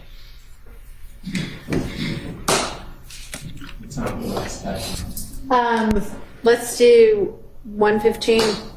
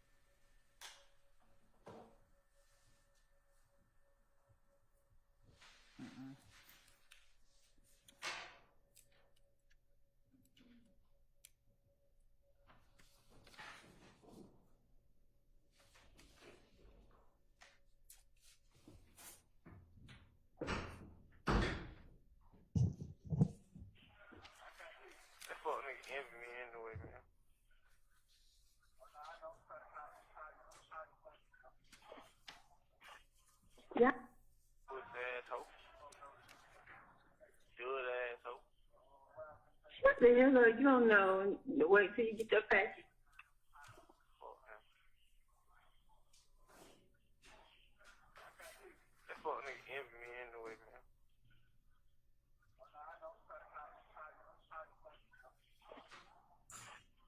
Yeah, I got one for you there. Make sure. Fuck nigga envy me. He hate this thing I had. Yeah, I'll be back rocking this all over. Crazy fuck. I thought that bitch, I really gotta shoot myself in the face.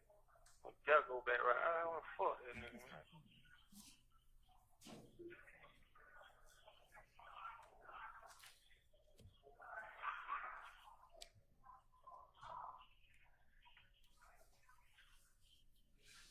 They just want this little young nigga ass in him.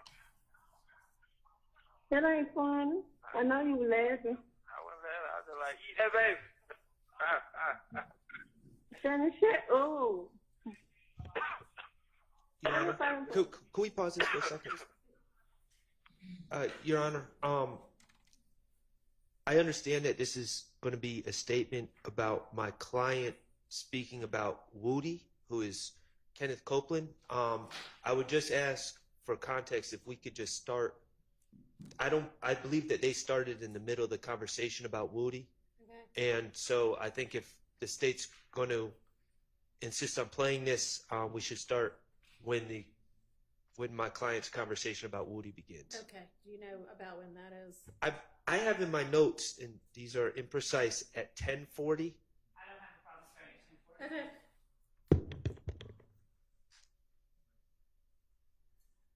Today, if I did see you, 10 days.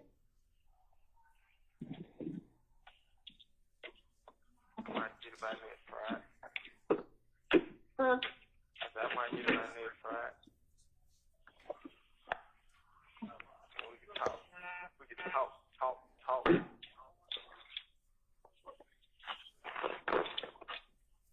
Jury came back with him yet? I guess so. But she was another picture and said I asked for a selfie. He sent his waist and below to her. She like, I asked for a selfie, but I guess this would do. With a heart.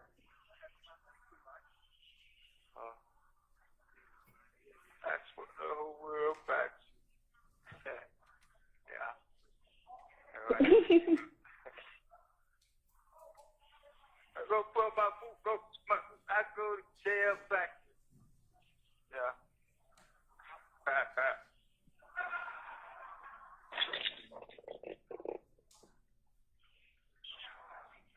You know what it is? You know what? I told you, I had wrote Treasure like, oh, we didn't know he had the same charge because Lloyd said he didn't. Yeah. They said gonna fix back. Lil Woody on the phone. He said, what did he say? I don't know. He said you told the Treasure they dropped the charges on him. He wanna know what was said. I said, I never said they dropped the charges on him. I said, I didn't know they had the same charges. Oh, I guess that what Trish was talking about. Okay, thank you. But she. They trying to sit up, push that out for a nigga slap. I don't think she gets much. That was her out. Stupid ass bitch. You and your push ass baby daddy got in there, fuck ass. Y'all both y'all on that lane, fuck ass, little boy ass shit. Push asshole. Good asshole. What the hell? You don't know. Wait till you get your package.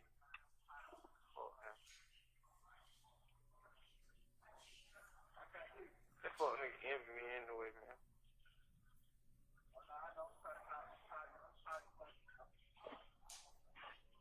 Yeah, I got one for you there. Make sure. Fuck nigga envy me. You hate this thing I had. Yeah, I'll be back rocking this all over. Crazy fuck. I thought that bitch, I really gotta shoot myself in the face. Gotta go back right. I don't wanna fuck that nigga, man.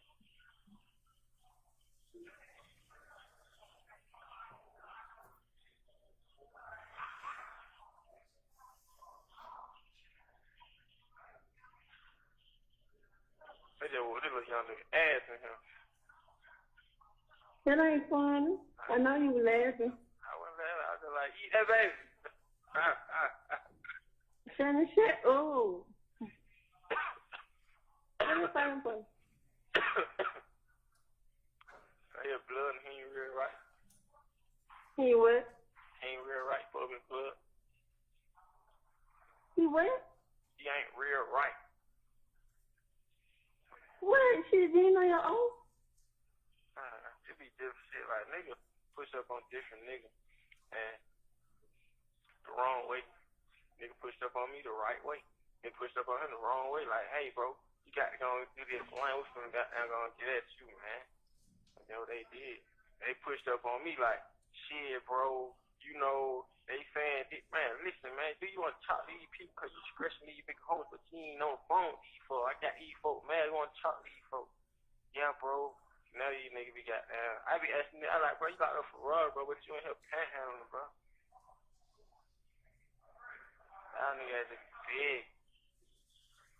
Shut up. But hey, man, that's y'all did. Y'all choice. Y'all business.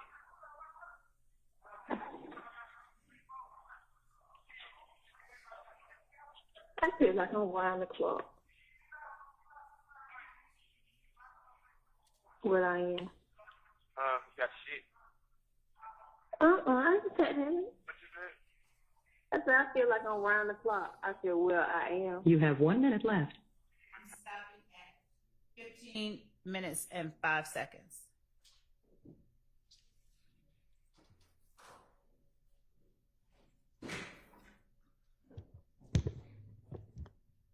Okay. Your Honor, from 11:25 to 13:30, there is discussion about Woody, Kenneth Copeland, lying on my client, and having my client falsely accused of these charges. That is one aspect of what was just played. After 13:30, there is a brief discussion, as far as I'm understanding it, about the previous calls, about the same subject as the previous calls, where we're talking about the Bloods, quote unquote, pushing up on Shannon. Very brief discussion. And then we get into stuff that, quite honestly, I'm not tracking or following, but I don't believe it has any relevance to this case. To the extent that 11:25 to 13:30, I would object. For the record, I don't think it paints my client in the best light, but if I'm forced to deal with that, I'll deal with it. That's 11:25 to 13:30, but I think that's the extent of what is admissible, or what is relevant at all in this case. All right.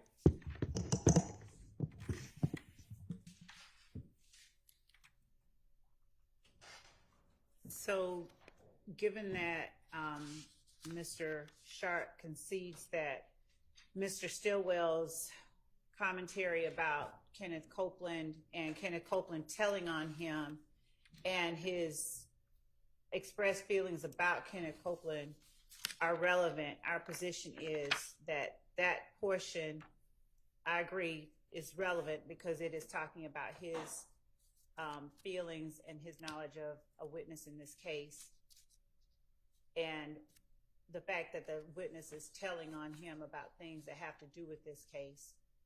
We would argue as well that that is relevant and therefore admissible, and there's nothing that is substantially more prejudicial about that information than probative. The portion after that where after Mr. Stillwell is asserting that people envy him, and he starts talking about the guy that just got beaten up in the jail. Defendant Stillwell asserts that he's a blood, he ain't real right. He's acknowledging his awareness and his use of the terminology, he's not real right. He's not a real blood. He's supposed to be a blood. And I believe that the female asks him, does he know his oath? If that's not what he's saying, that's what I heard, and that would make that relevant to us. Mr. Stillwell then starts talking about, I believe, the way that law enforcement spoke to him, or how he was approached about talking, and how law enforcement, how other people were approached about talking about the facts of their case. And that colloquy is relevant. He's particularly as well for what he's not saying, as well as for the fact that he's aware that he is being asked to talk about things and how he's dealing with that. So our position is that it's not substantially more probative. There's nothing in that span of the call that is substantially more prejudicial than probative. Okay. Honestly, that was the way I took that last part about getting pushed up on the right way or the wrong way. My impression was he was talking about law enforcement as well, wanting to have him say whatever he was going to say about the case. So I think that would be relevant. And I mean, if you can shed more light on it, go ahead. But that appears to be the topic of it. I mean,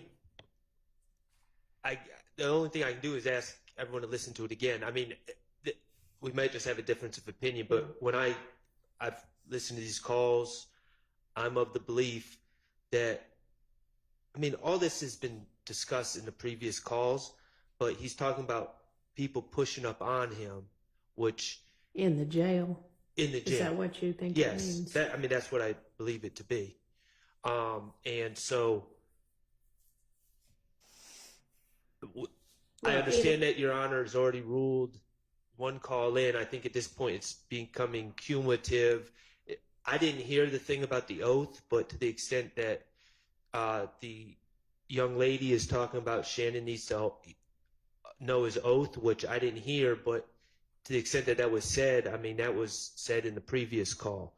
So to me, the talk about Woody, I believe it's fair and accurate to say that it appears that Shannon's talking about Woody when he says he envies me, he always envied me, but that ends at 1330. So that's my stance, is any relevance, which I know that the state's arguing it's relevant and it passes the 403 test, ends at 1330.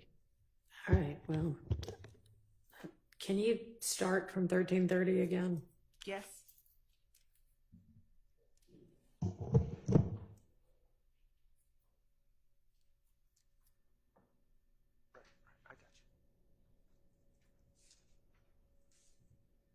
I know you were laughing. I was laughing. I was like, eat that baby.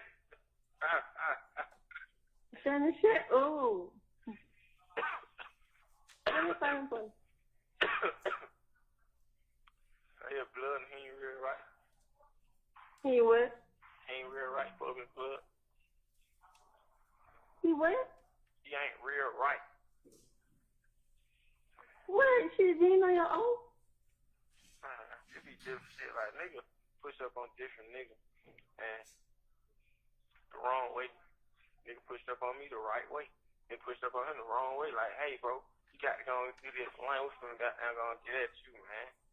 And that's what they did. They pushed up on me like, shit, bro. You know, they saying, man, listen, man, do you want to talk to these people because you stressing these big homies, but you ain't on the phone with these folks? I got these folks, man, you want to talk to these folks? Yeah, bro.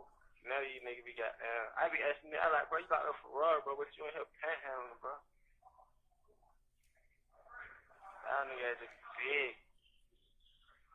Shut up. But hey, man, Right. that's how it is.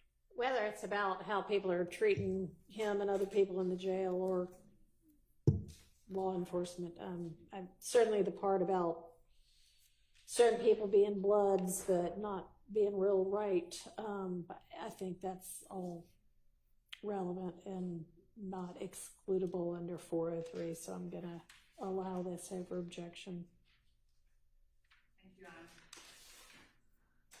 next call is November 18th, 2015 at 17:30, timestamp 10:45 to 11:21.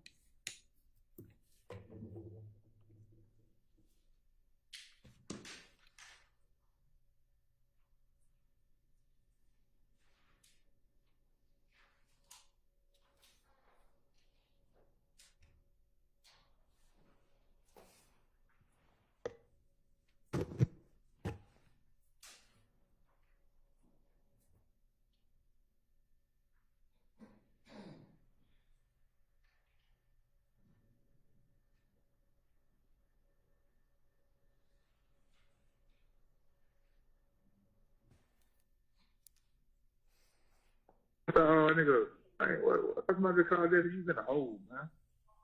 Yeah, nah. What the hell wrong? Shit, man. I'm in here, all these fucking slides in the door, man. Hell, these young come here back to back. I'm talking about all along. Listen, Fat they- dads in here. Yeah. So you were fat and you wanted a twin in. Yeah, twin in here. Fat in here. I got the same dog. Yeah. Oh man, you ain't seen none of them suckers. Man. Oh, no, I ain't seen nothing in here. Yeah, it's right, man. Thread don't come upstairs. I say, I know this nigga. I told him the same thing. You know, you might be going there now. I know you go there. I had them for, I said, shit, how long I'm finna stay out here? They like, shit, we finna pay you upstairs today. I like, shit, yeah, what's it? Yeah. Well, so what you don't heard? You ain't heard that? I mean, you ain't talking to nobody like no one of them bad detectives. I can't talk to you now. I don't want no, I think for go to court tomorrow. Yeah, I heard it was on Thursday. I think, yeah, somebody said Thursday. Yeah. You said, ain't on that. So that'll be your first time saying, move to all of them. Nah, I think most on last week on the 12th. Yeah, well? On the 12th. We went to court on the 12th. We've been to court like 2 times, 3rd and on the 12th. Oh, but y'all were put together, right? Yeah. Me and Monson been up together, but Lil D, they got that nigga ass, I don't know. They be having him got separate. So what y'all heard, like, for what's the reason they would think you did something? Shit, they keep trying our 4 names of common names keep coming up, like, on some shit like, oh, y'all did it. Everybody, like, keeps expressing, like, we crazy. They keep saying, like, we crazy, like, we just unruly. Oh, that's so true. Oh, that got a nigga name on some crazy shit, like, nigga just a minute. That's all that is. So we been like I just explained them struggle. You know, they were just doing a lot of extra talking. You know, I had got to throw a lot on. So I'm like, I can't just vouch and say that a nigga ain't been beefing. But I said everybody had eyes on everybody when it was time when they said the boy got killed. Nigga had eyes on these folks. These folks were, you know what I'm saying, around a nigga. You know what I mean? Yeah. So how the hell they can leave in 10 seconds and go do shit like that and be like that around us all? You know what I mean? I'm like, shit. It is what it is. What the police do their job, man. You know what I mean? Yeah. Y'all niggas just saying it because it was on some shit. Well, I told nigga y'all outside something to do with it. Whoop, whoop. You know what I mean? And, you know, shit. I got there. I had that. What the nigga name? I don't even know that name. He a lawyer. I had him just looking into it, just through the head going on. He like, man, so much shit just going on. He said, it just, man, that shit real. He say, she say. Yeah. Yeah. So I was like, man, these folks, they'll be back. What a nigga soon, man. You know what I mean? Fuck these men. Yeah, the nigga thug shit down here. He was just like, he was just telling me, he was like, the shit that they saying, it like, oh shit, like, yeah, I can go for it. I can say he had something to do with that. I can say I can say that, this and that. You feel me? But he said, motherfucker not saying, I seen home do this. You feel me? So they can't say that anyway because, come on, bro, look at his name they saying. Look at these there. I ain't never seen these. You gotta see these feds, boy. Huh? Say that? No, look, boy. I'm past the federal penitentiary. Yeah. Man, like 18 marked out cars. Like he didn't go bust them out of HFE. Man, and them were like vans, explode. Man, them folks deep as a motherfucker. They been go hit somebody jail, hit somebody. They leaving out the federal penitentiary. You have 1 minute left. Man, they need to be hearing me, let me know what's going on, man. I be and that word about you, they be asking me about the shit I don't know, man. Yeah, I be chat. New baby tell me she be talking shit. I just be like, man, I be so down, bro. I be like, man, I don't want to talk, no. I just be. I know, but you know, down, like I told a nigga, man, it's a process. Man, y'all coming home, man, y'all ain't did shit. That shit dead, man. And the niggas just so long. I said, you got it, man. I mean, you should have seen the date that they hit all y'all with. All the suckers come out to my they were there having it. Next thing you know, that next goddamn week, they picked their ass up. Hey, New Baby, somebody going to my shit. I was waiting on Santa to get locked up. That's why they call New Baby. I can't wait to get New Baby. I was waiting on Santa to get locked up. Niggas suck. They came out, leave about 30 beat that day they hit y'all with that shit. All the brothers and all. Thank you for using Securus. Goodbye. And Your Honor, I want to make that correction. It was 10:45 until the end of the call at 16:05 instead of at 11:21.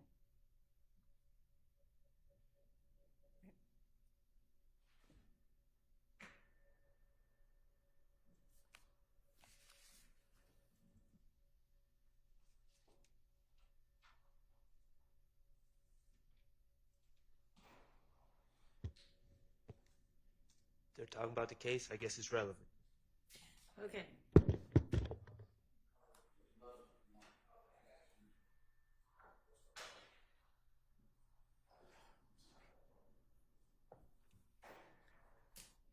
So the next call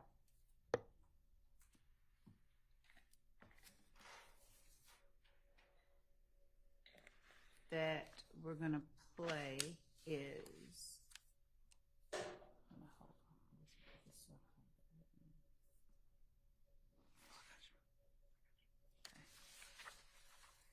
November 19, 2015 at 19:35.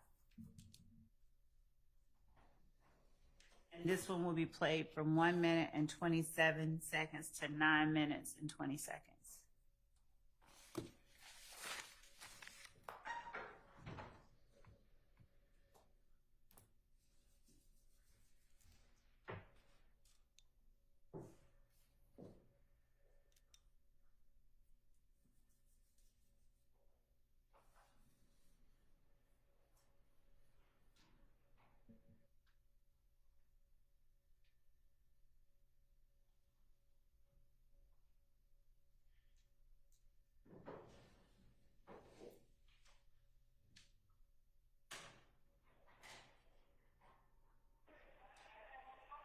Yeah, I'm gonna just wrote me said D said what's your number. Man, fuck D, bro. Fuck them nigga, bro.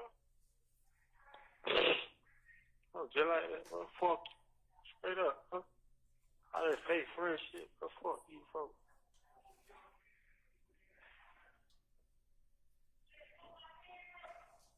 Wish I get on tour.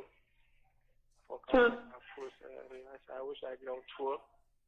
So all these fuck niggas, fuck all y'all rat ass niggas, man. Fuck that nigga, man. I didn't know D on the phone. He said, what happened to the XD in court because they just need more from charge. They didn't even take on the court. That fuck nigga, you know what's going on. Pussy ass nigga. Shit like that. What fuck?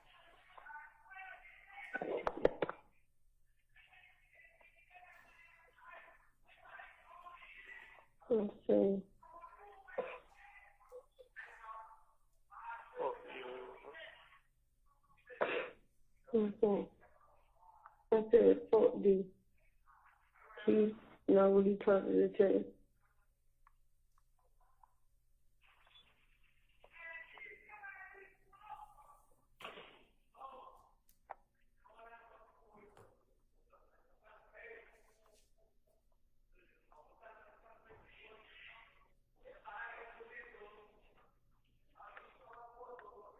I just said,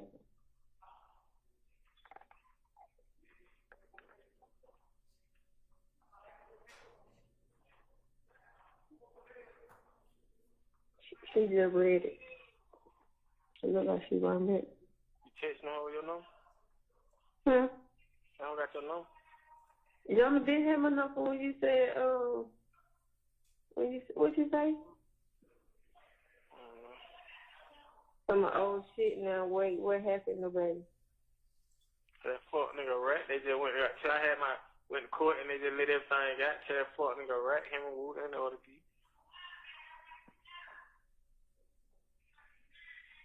I don't keep going with folks, man. That fuck nigga know what's going on.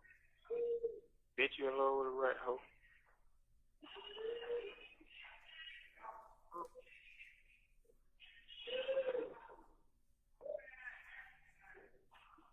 Everything that came out to you.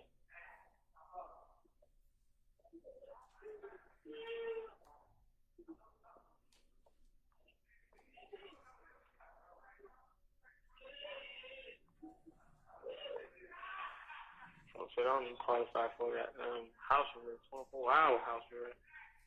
Her shit. They say I don't qualify for a fucking bond. Huh? Say I don't even qualify for a bond. I can't even get a bond. You said it in court? Yeah. So I can't even get on house arrest. I asked for 24-hour house arrest. Still to my note. So my record, my history, bad. Your Honor, just so that I can ease the court's likely concern about this portion from about 450 on, we're not going to include any part about his bond and house arrest. But we're going to keep playing it just to get beyond that point.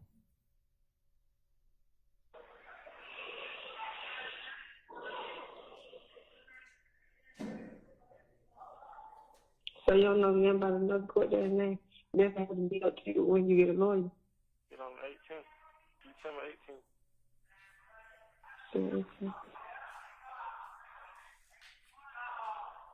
Should be another time. Just run up. That fuck nigga, boy, I want to slap that fuck nigga boy in court, right? Yeah, keep. These in court with you? Nah, somebody down. Fake ass private attorney ass nigga, man. Fake ass lawyer, man. I want to slap that fuck nigga, bro. I want some lawyers that get out there eating them folks' ass up.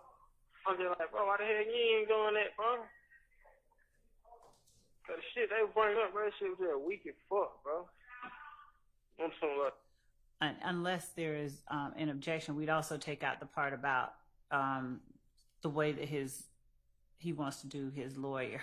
But we don't mind playing it. But I wasn't going to play that part. But it doesn't matter to us either way. So there will be objection if they redact that part. Objection on behalf of Mr. Williams.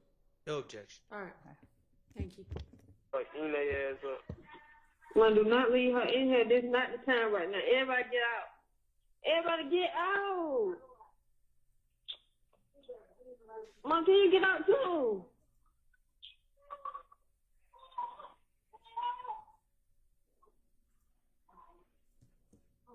Shut though.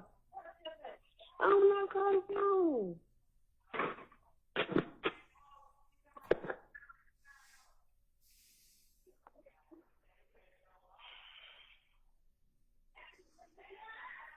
You know what I'm saying? See, that's why I don't pick up my damn phone. People keep telling me that, just trying to keep your head up here, a real one, for real.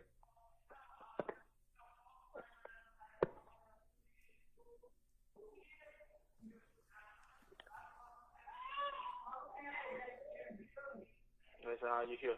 Oh, you're real. Man, that shit don't do nothing for a nigga. That shit don't make a nigga feel good. That shit don't do nothing for a nigga.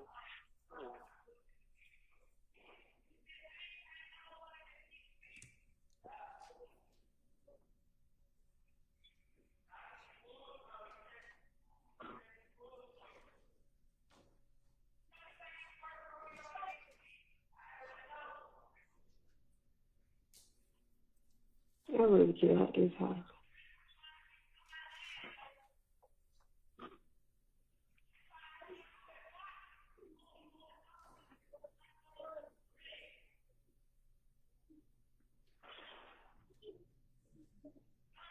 Oh, yeah.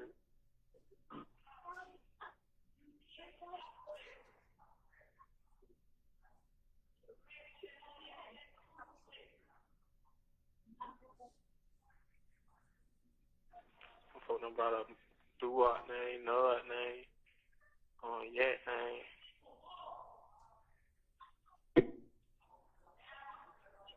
So-called Yak, yeah. Get that shit on me too. Yeah. Okay, yeah, Nud, Duwop.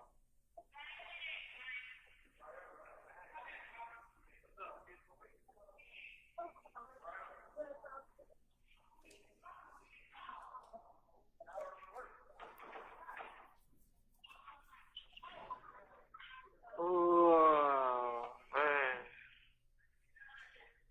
My head hurts, man. Yeah.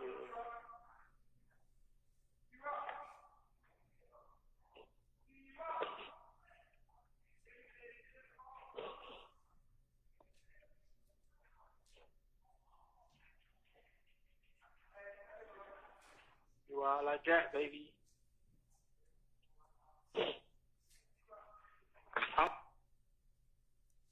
I'm stopping at 9 minutes and 5 seconds instead of 9:20. All right.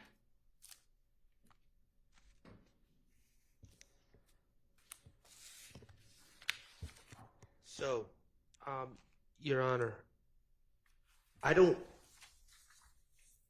from what I hear, Mr. Stillwell is calling someone who lied on him a rat, and that's something I will deal with. I don't have any problem with that. All right.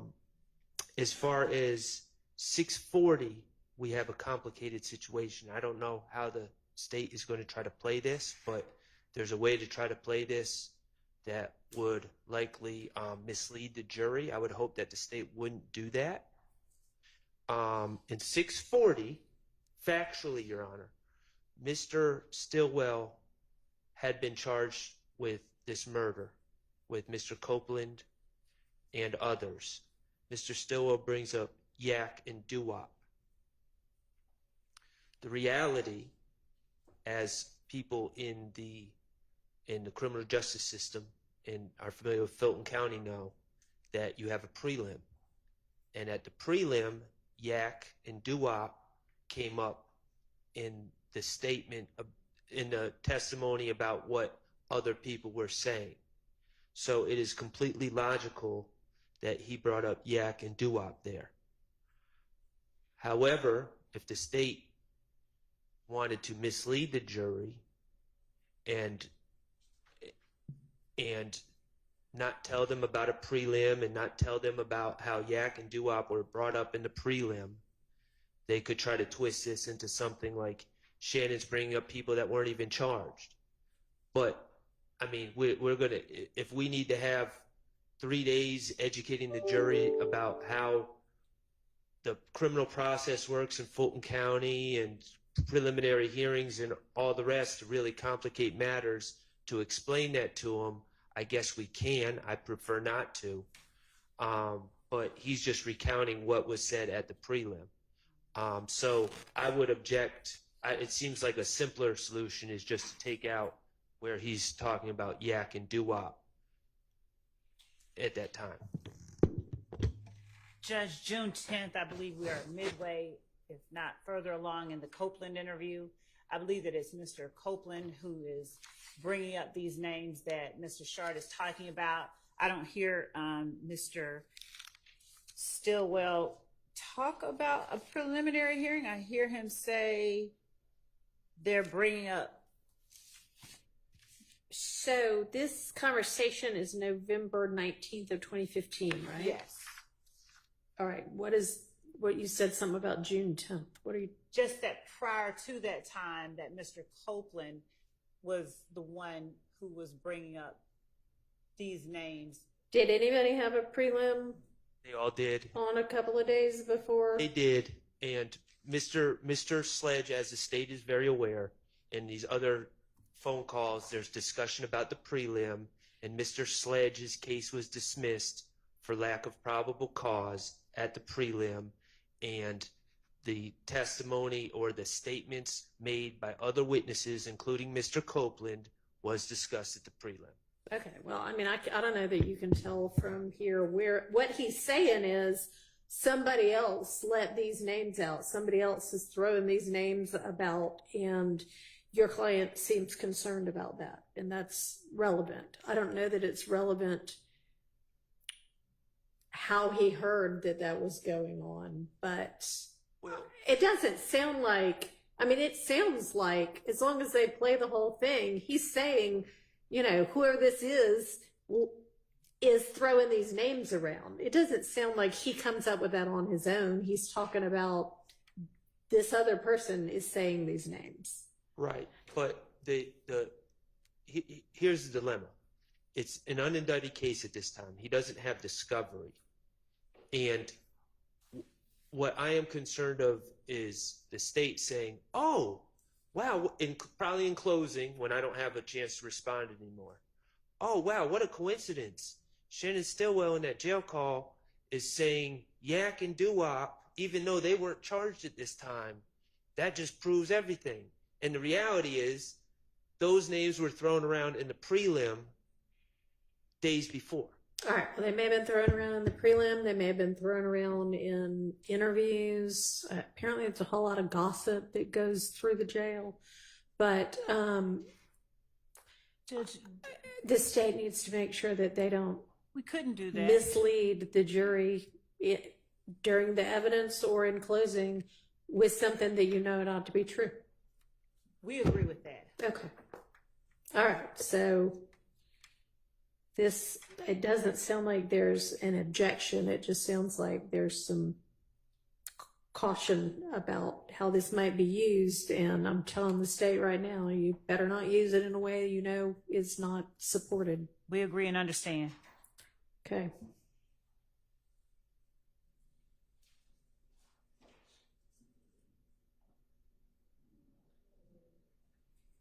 So, just so My notes are clear. To recap, November 19th, the state is planning on playing 1:27 to approximately what time? That was, Your Honor, 1:27 to 9:05. 9:05 minus reference to The bond and bond, criminal yeah. history and minus reference to wanting to slap an attorney. That is correct. Who is not me. Who, once again, is not you. All right.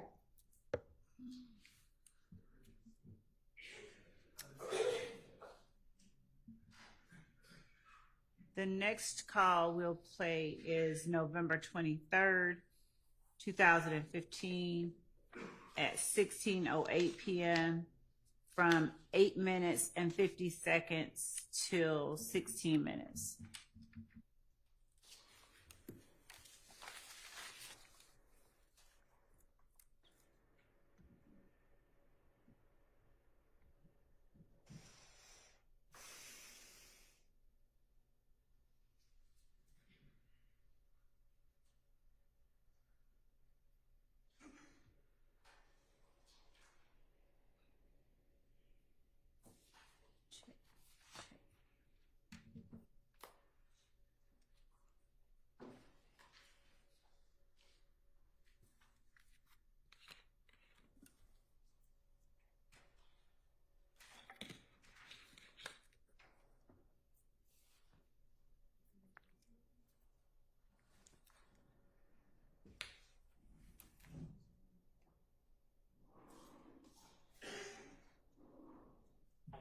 What your book look like? You straight? Shit, I'm gonna have $6 on there.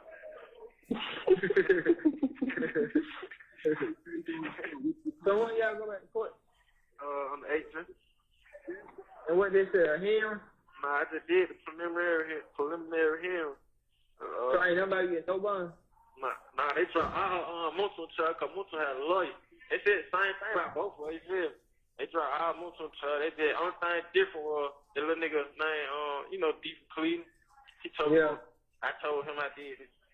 So they was, yeah, he said that's the only different thing. Then he just wrote multiple to my, man, oh God, bro, I ain't say that, bro. I go to court before no police lying on me, did that, third. Fuck, man. So multiple got the lawyer. Yeah, multiple got all this shit they missed. So if you would have had a little, you would have got your own than me. Hell yeah. How much shit? How much? What he paid on? I called my man. Huh? I called my man and see what's going on. You ain't got nobody else who you think give you nothing on lawyer. Shit, I ain't called. But Kim just telling me that now to call him my knees on and shit. Who? Kim. I ain't calling it though. Who? Kente. Kente? Yeah. Man, them niggas that be talking, bro. Yeah. That's what I be saying. That's why I ain't really just put no effort. Like that fucking stuff was been sent to lawyer down here. That nigga, he keep coming down here, but he just like, shit, dog keep telling me he ain't got all the money yet. The fuck you ain't got the money yet. Who's saying that? Oh, that was the lawyer. Like, the lawyer keep coming down here though, but he just like, Yeah. shit, I won't gonna represent you, but he keeps saying, dog saying he ain't got all the money together yet. How much they charge? Then this nigga, he ain't telling me the price. He just like, I told young Thor he gotta give me everything or nothing. It's everything or nothing. That's all he kept saying. So he want all his money at one time. He don't I want believe down. he's doing that. He doing that because of Thor. You feel me? 'Cause he know Yeah. home got money, so hey man, I want all my money. You ready? Yeah, that's what I'm saying. Cause most lawyers, they do a payment plan, bro. Yeah, exactly. New lady talked to some lady and she was like 4,000 some shit. She was 4,000 for what? start. Man, that nigga I had, he want that much, bro. Yeah, now nigga who beat my brother murder case. You know, I'm cool with him. He don't even want that much. 4,000 start, that's too much. Yeah. I'd probably give him about 2,500. He probably put me on a payment plan like every 2 weeks. Probably pay like $350. Right, what? That's cool, man. Mm-hmm. Hello, bro. Yo, shit. Well, so what you got out of your car? What you got now? What you got now? Most of they got now, they got all them aggravated assault shit that they had. Aggravated assault, aggravated batteries, all that shit, some gun charges. No, they had So what part of that truck? That murder truck? Yeah, they just dropped the murder charge out of them. Man, that ain't shit. That's base talk. Just like that. Yeah. That's how he got like, you know, they got like 9 charges apiece. That's what they'll try to do, bro. Drop that murder and stack some on the aggravated assault. Cause they're like 20 years. Get what the lawyer was saying, you know. He was like, what? Man, listen. He was like, if everything go bad, he was like, you'll be looking at 20 and Mr. Schliz will be looking at life without parole. I said, God damn. Who will? Musso, he was saying Musso will be looking at life without parole. I said, God damn, why the hell you gonna do that? He like, shit, that man record's fucked up. Then the other charge he's facing. I said, good God. That's what I'm saying. Them aggravated assault charge and all that shit. That shit. To the extent that we need to say this part, we would not be keeping in the part about the sentence and the punishment for those charges. All right, thank you. Let me get clarification because I have from 12:15 to 12:40 there was discussion about likely sentences according to the lawyer, whomever was advising Mr. Stillwell. Apparently, according to him, this lawyer said, if everything goes bad, he's looking at 20 years, and Muntuk's looking at life without parole. When you say we're not getting into the sentencing, we're including what Mr. Stillwell is facing, correct? All of the sentencing for all of the charges, this portion that mentions sentencing, we would redact. Okay. Okay.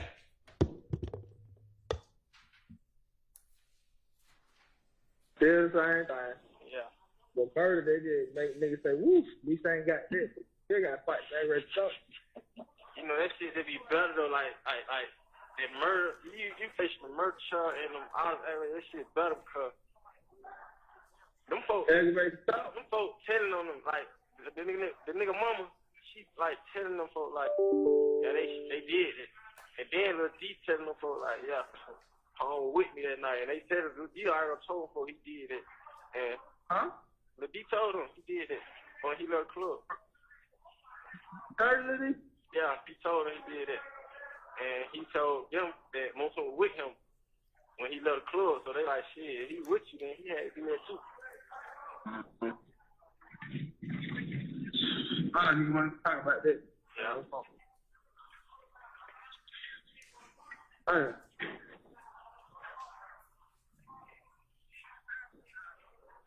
No, no. Oh, yeah,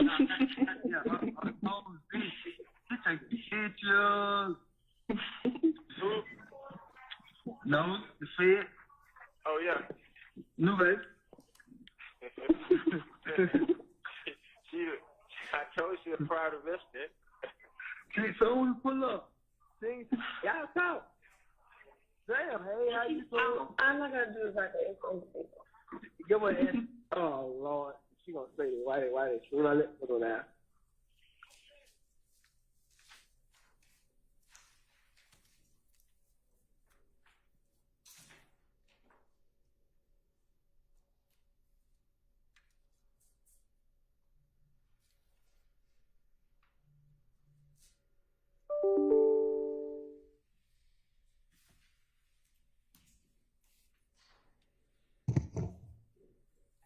What you say?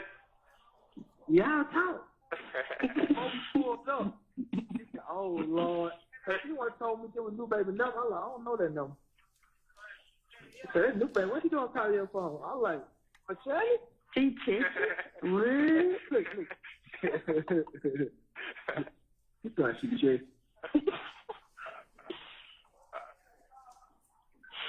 You understand that? You seen Shawty go down there? Yeah, you know, them folks would cook me and everything. Girl. You have 1 minute left. They talking crazy. They just talk shit. Well, you gonna talk shit, you just like, you know how niggas just shaking their head. And I gave you a young nigga over there, the young nigga was like, shit, I got to talk crazy with that little bro, but shit, you know, nigga Ryan, shit, them niggas just talking about their guns up. Shit, yeah, guns been up. Girl. Yeah, I ain't stunned on nigga, man. Fuck them. Yeah. That's to my the Wu said something too, then. Yeah. Niggas say anything, try to say they ass, but. Yeah. So you know, that shit be having me down, but I just really be shaking that shit. That's what I'm saying, that shit be crazy. You be with a nigga 380 days, 180 days, whatever. 2 years, 5 years, and situation pop up and you're like, boy, he did. That be fun. That one be Exactly. The nigga sit right there. Thank you for using Securus. Goodbye.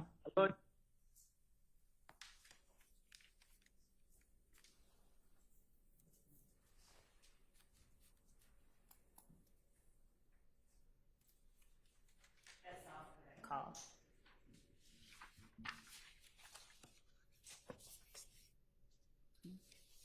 Which one? Who did? Oh, wait. On this call, there is extensive discussion about the issues Mr. Stillwell is facing hiring an attorney. I don't believe that that should be relevant. That's A. Regarding 1315, approximately at 1315, as I hear it, Mr. Stillwell is saying that Mr. Sledge told him that someone, and I think it was Lil D, said that he being Sledge was with him during a separate incident, which I believe to be the 428 incident shooting up houses. But in that segment that starts at approximately 1315, we have Mr. Stillwell passing on hearsay from Sledge about what Lil D supposedly said about Sledge in a, I'm not going to say non-related because it is on the indictment, but non-related to, it seems, the Donovan Thomas case situation. So that seems to be hearsay wrapped into a statement by my client. I don't believe that that should be admissible, and that's 1315. I don't have an end time. And then, quite frankly, after 1315, there seems to be a lot of kind of laughing and giggling that don't really have a lot of relevance to anything that I can ascertain. Okay. So we've got the discussion of the lawyer, the kind of hearsay from what Lil D said, and then the sort of end of the call. Sorry. Yeah. I just was summarizing what Mr. Sharp said. Okay.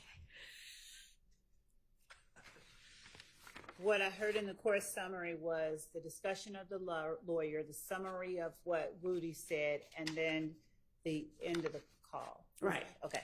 So in terms of the lawyer, as I said earlier, with respect to what the lawyer is saying about sentencing and all that. Yeah, no, I know. We all know that's out before that. But the part about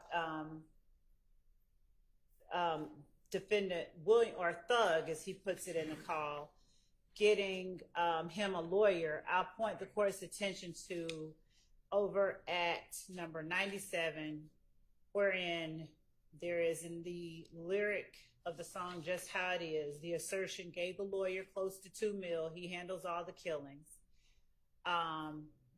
We don't speak about shit on wax. It's all my business. We know how to kill the biggest cats of all kittens.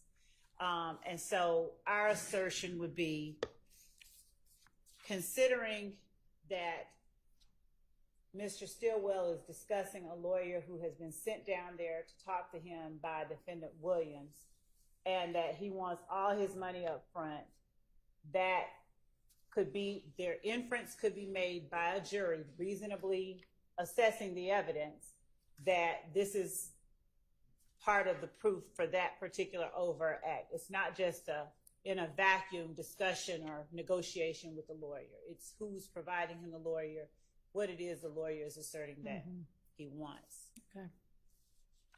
So that's our basis for the relevance of the portion about the lawyer. All right. I agree that's relevant, and I don't see a 403 issue with that.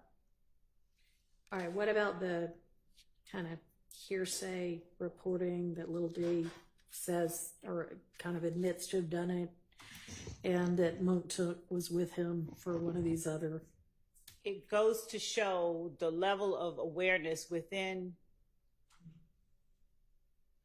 the jail by defendant Stillwell of what other people were saying, and the fact that Lil D swore to God the police lied on him.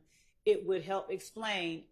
I don't know what, and I think he's actually talking about Garlington, but it was Quindarius Zachary was one of the people that told that he and Mr. Sledge committed the April the 28th shooting on Adele and Drew Drive. And to the extent that either one of YSL members, Shannon Stillwell himself or anyone else, confronted him about telling, the fact that he's asserting, I don't know what the police are talking about, they're lying. It speaks to this culture of you're not supposed to snitch, and the fact that they know that they're snitching. If they are changing stories, it would help the jury understand why stories get changed when witnesses take the stand, in particular the witnesses that we expect will be called, and frankly, one of the witnesses that's already on the stand now. All right. I don't believe that what Ms. Love is using to defend that portion is not in the portion that I'm seeking to omit.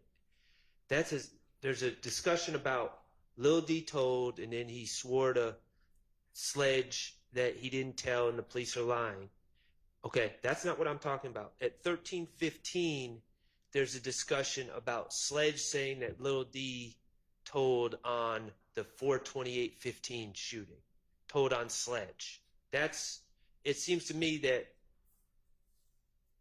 that's a co-conspirator statement. Sledge telling him, or if he's discussing that Antonio Sledge is bemoaning the fact that Lil D told, he's apprising him of the fact that someone's snitching on a member of YSL? Well, we just changed the verb. He was bemoaning, and now he's apprising. The bottom line is he was bemoaning, it sounds like to me. He was bemoaning the fact that Lil D told on him on something that Mr. Stillwell is not charged with.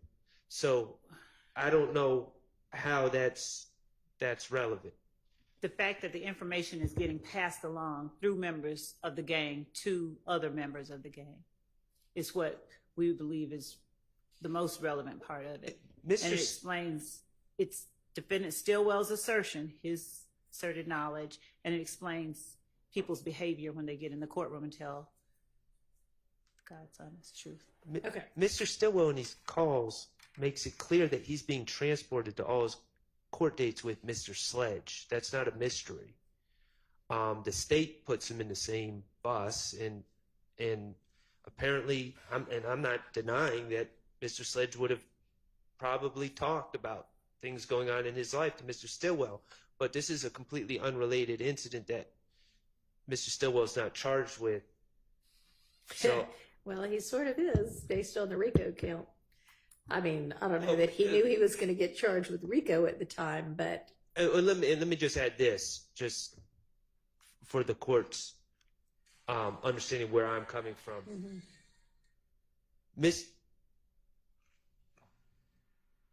Mr. Okay, do not come back in here with that if that's going to go off again. Mr. Stillwell, Mr. Sledge and Mr. Garlington pled guilty to this Right. incident. So, Okay, and Mr. Sledge and Mr. Zachary, I should have said, pled guilty, and Mr. Garlington. right, and so how is it a co-conspirator statement? I guess I think the gist of Are you just saying relevance, or are you saying something beyond that?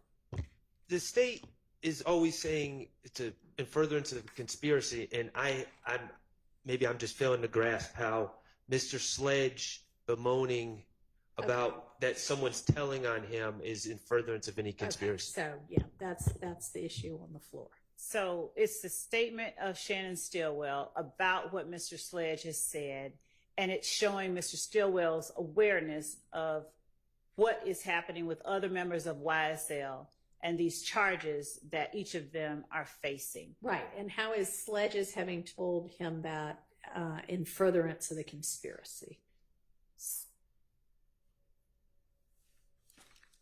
Well, letting one gang member know that another is telling on them is letting that other know and to be aware and wary of, as that other also told on Shannon, let them know and to be aware and wary of that person ratting and telling the truth on the gang itself. It's apprising them of something that may harm them. Okay. All right. I'm going to let it in under the co-conspirator exception. All right. And then there's the part that's sort of the end. Is there anything relevant in that part? Not beyond the part where he's not at the very end. There's a little bit, and when the court says the end, I'd have to go back because I think I played it. Well, I guess everything after that little part is about the, what Sledge says about Lil D saying. After that, is there anything? And there may be. Let's see. Hang on one second. Sure. I'm checking my notes.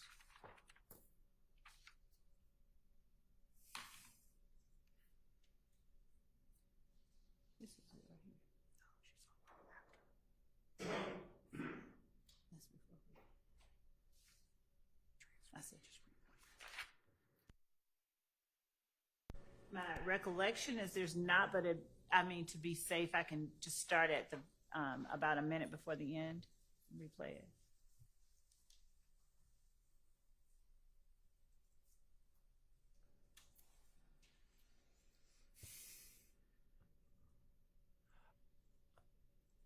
I would ask if we could start at 14 minutes because I believe there may be something.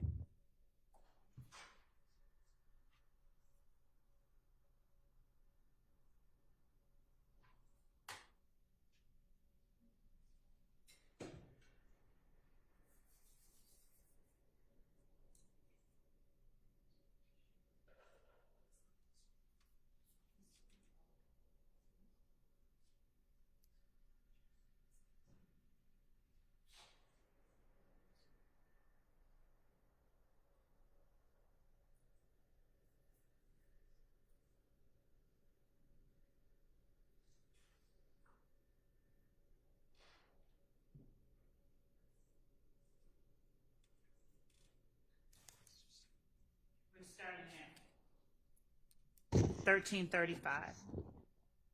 Him when he left the club, so they like, shit, he with you, then he had to do that too. I don't even want to talk about that. Yeah.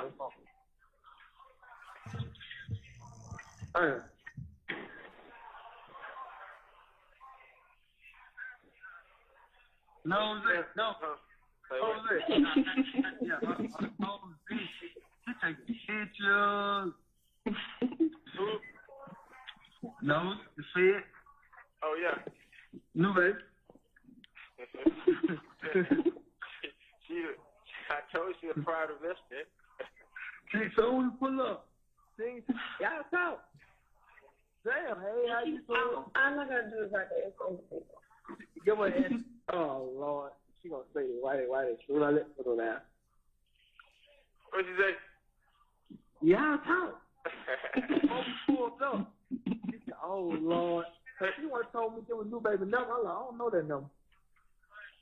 She said, that's new baby. What you doing call your phone? I'm like, Shirley? She checked it. Real quick.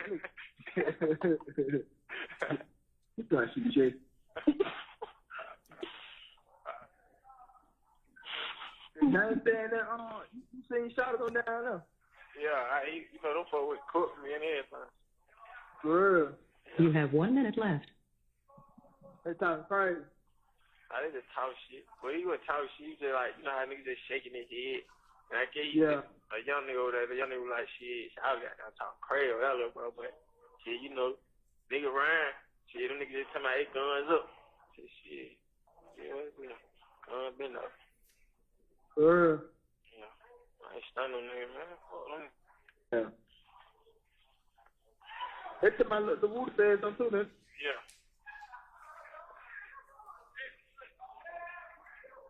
Nigga say anything, try to say they ass, but. Yeah.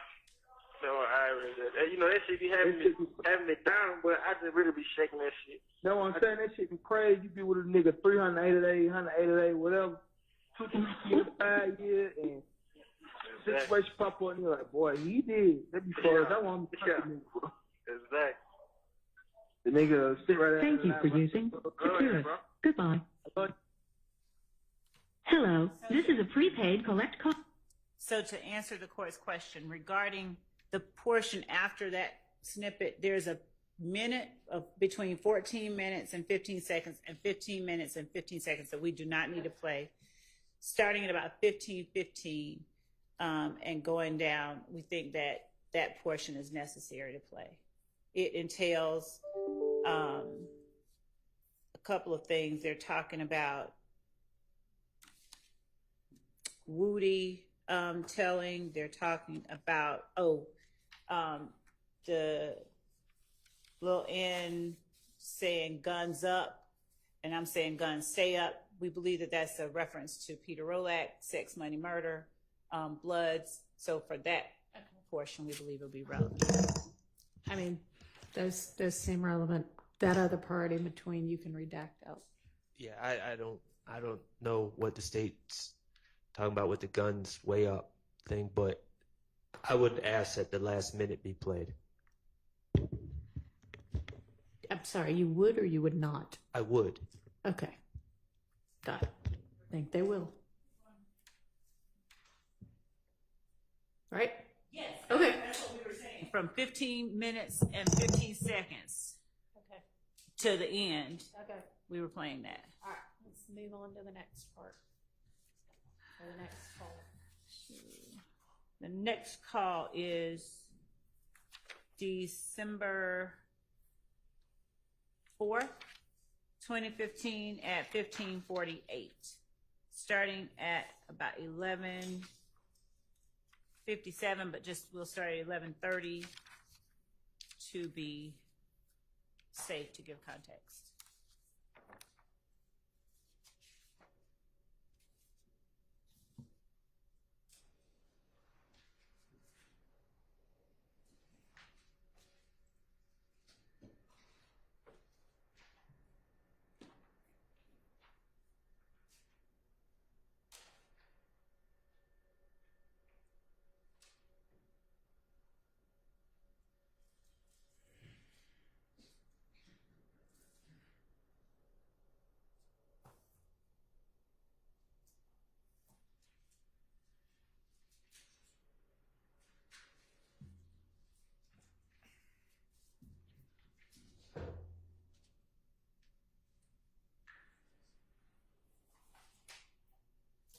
Been saying no 2 weeks, we don't wait on no $300, man.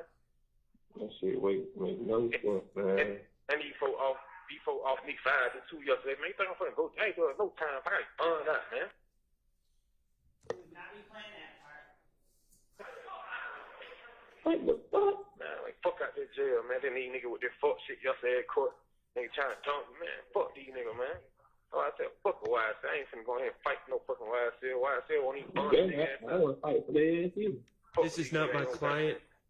So I swear I'm finna go in there and get beat Shell Carol ass, bro. Straight up, I'm telling through the gas bone, everything, bro. I'm like, nigga, what's up, then, nigga? Nigga, I don't give a fuck what you talking about, nigga. Is it ever going to be for this? No, it's not. In the beginning of the jail calls, it says who the call's from. These are from a gentleman named DJ. I don't know why the state believes it's my client. It's not, though. We'll verify before we speak to Mr. Sharp. So we'll pass on. We'll hold on this one. Okay. My stance isn't changing. It's verified. We understand his position. We'll look at it again, and if we feel differently, we'll bring it to the court's attention. But right now, we're not planning to play it until we look at it and reassess it.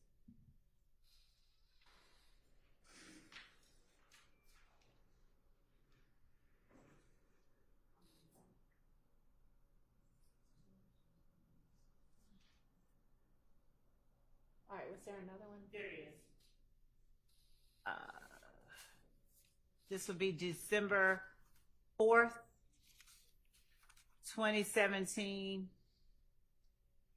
at 17:31. Do you mean 2015? No. You said that before. Is there one of them that's from 2017? Yes. Okay.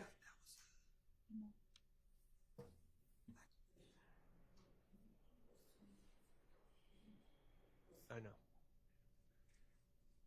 It's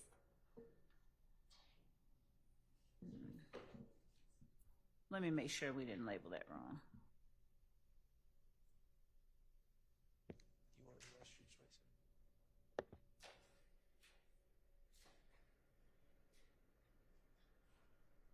If it is 2017, it is definitely not my client. I'm jail call. It would be kind of odd for it to be. It was a between typo. two other December It was a typo. 2015 polls.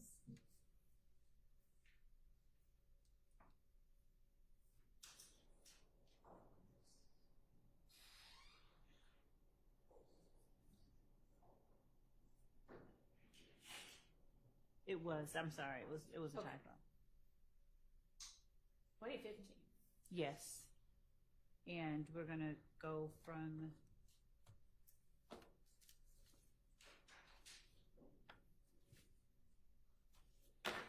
(8 minutes and 10 seconds to 8 minutes and 30 seconds. It is, for the court, it is December 4th, 2015 at 17:31. And it is going to be from approximately 8 minutes and 10 seconds to 8 minutes and 30 seconds. Thank you.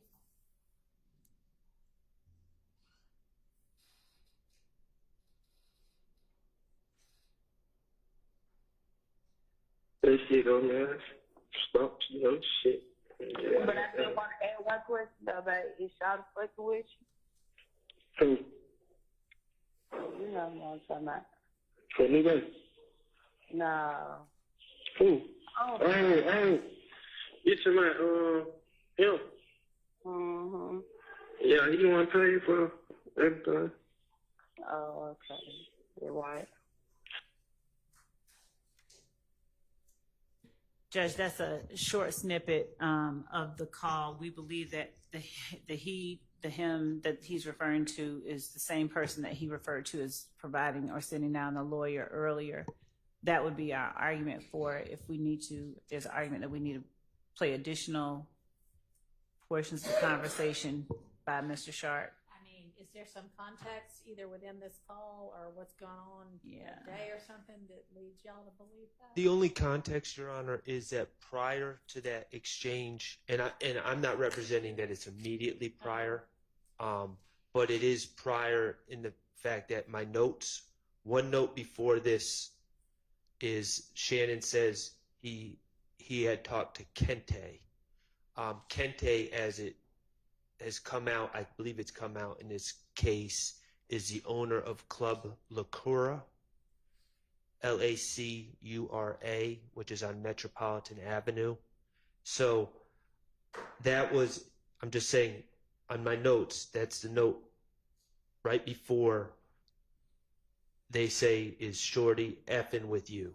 So I know what the state's trying to insinuate, that Shorty is Jeffrey Williams, but no, there's no context that suggests it's Jeffrey Williams.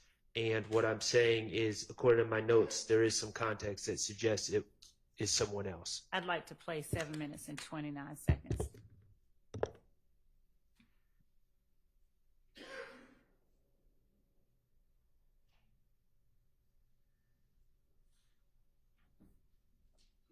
Hey, too much. Yeah. I love you, boy. Man, come on, man. You know what's up. Don't nobody know what's up. You know what's up. Oh my God. God, don't bless my heart back in my life. Yeah. This shit gonna be over, you know. Real soon. Oh, you gotta come home. We gotta get on the real grind. We gotta get on the grind. That's how I've been telling him can't take everything. He like, man, what the hell? How the hell you get into that shit? Like, you know how this shit go, man. Stop, shit. Yeah, but I still want to add one question though, about is y'all fucking with you? Who? You know what I'm talking about. For me, baby? No. Who? Oh. Hey. You to my, him? Mm-hmm. Yeah, he want to pay for everything. Oh, okay. You're right. I was say, you to my bitch, my nigga. Man, I don't care nothing about no hoe. You know, yeah, Charlie, he doing all right, though.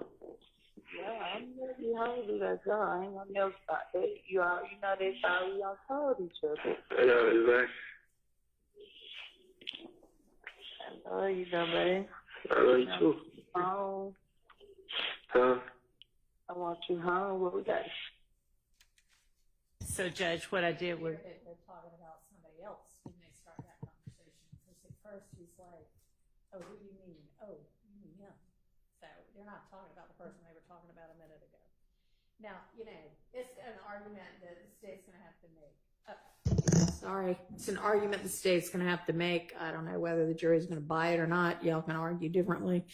But I think it's certainly a reasonable inference. So I'm going to permit that. Thank you. The next call, the last call that we have, outside of the ones that we have just said we're not going to do for now, all right, is the December 7th, 2015 call at 16:55 from 1330 to 1600.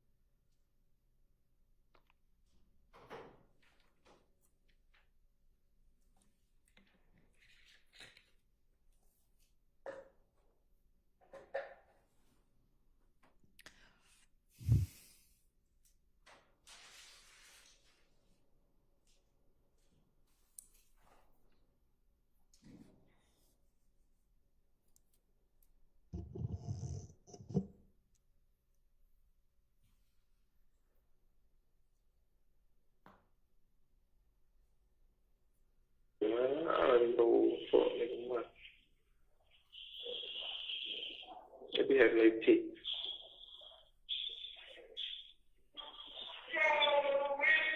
I know that likes, right?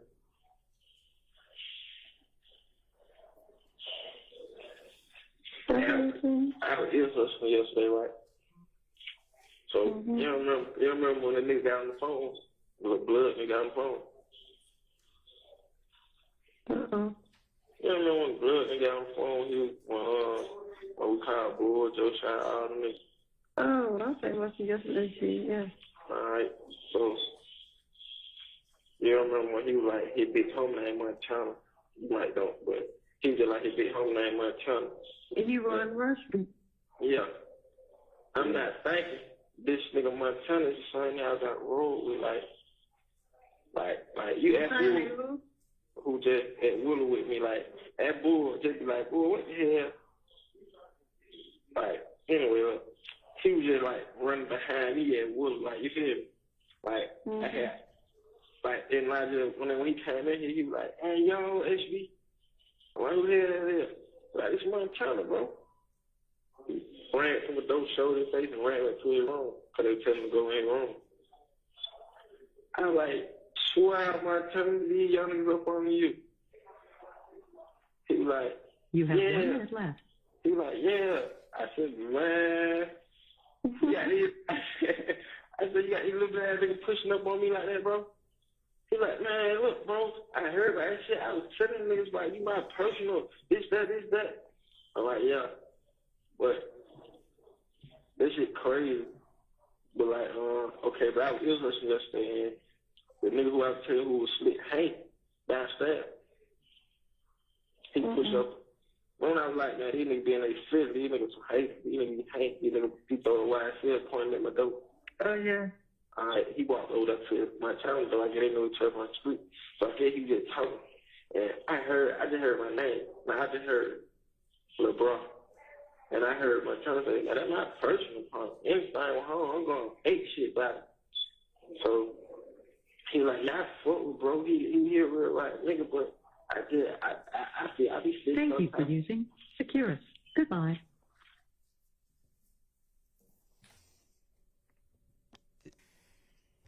This just seems like a recap of the whole Montana situation. They're just rehashing the jail call that the state's already going to be playing.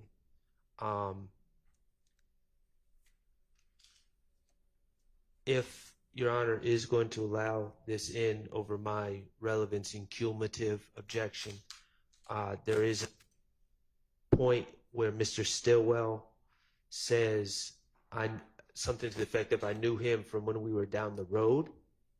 That is common parlance and for being in prison, and so that reflects on my client's character. Okay. We agree that will come out, the part about prison or being down the road.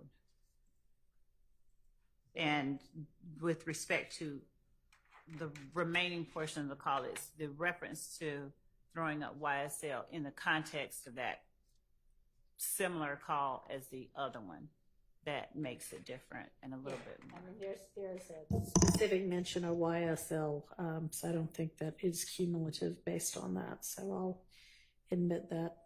And Judge, there was one more call. I said this was the last one, but there was one that we passed over. Okay. It is the November 18th, 2015 call at 1843. I don't believe that we played it. I think we referenced it. Okay. We gated that yet. Okay.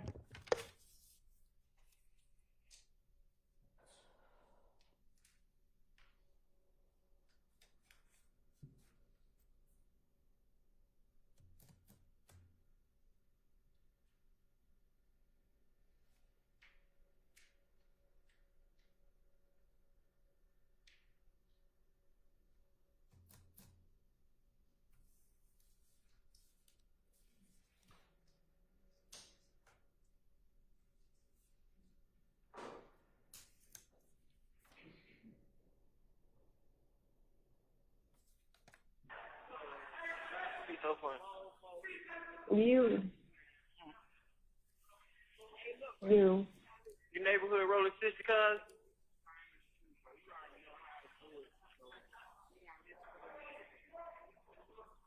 Ain't nothing.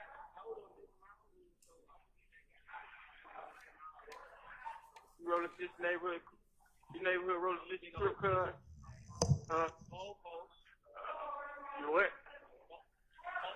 What is she like? Hello? You need to stop playing with people.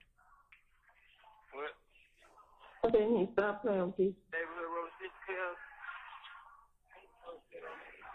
What? Yeah, right. We the second fish. We the first. That works. Yeah. Sunny side the fuck up, son.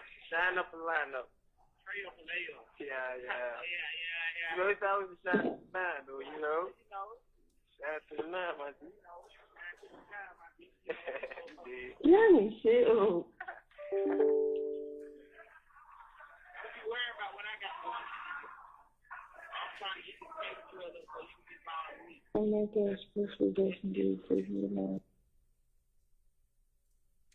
Actually, we went to 434, but it was really 428 that the call stopped at, and that was just from about 320 to 428.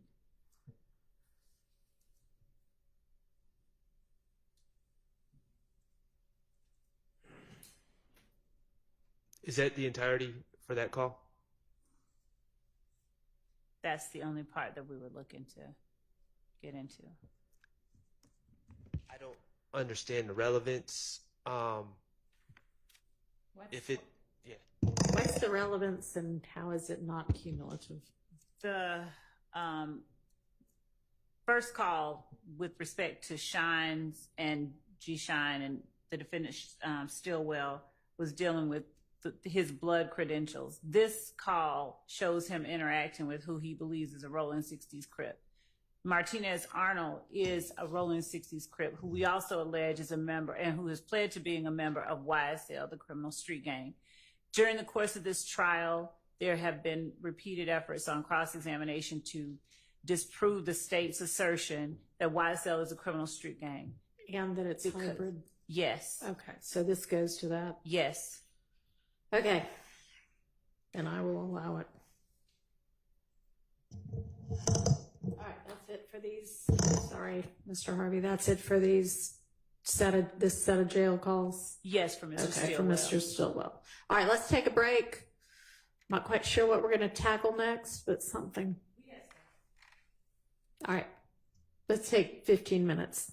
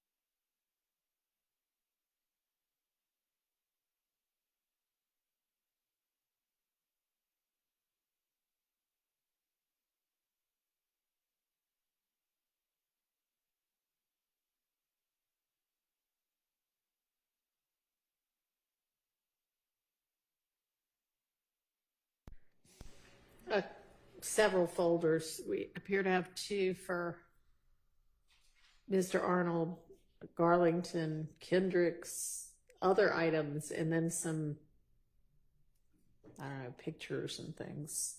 So can we move through them methodically? There's a recording in Mr. Arnold's. Is that what we've already gone over? Is there anything we need to take up that we haven't already dealt with on that? Okay. Not with that I believe. Okay. How about in Mr. Garlington's folder? Is that his statement?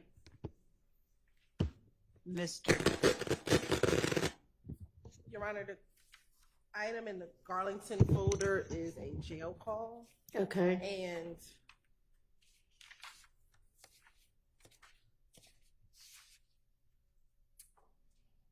to make sure. At this time, I don't believe that jail call will be able to come in. Okay, so state does not intend to use that. All right.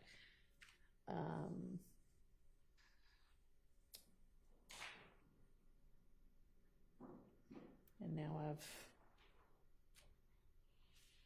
lost my place.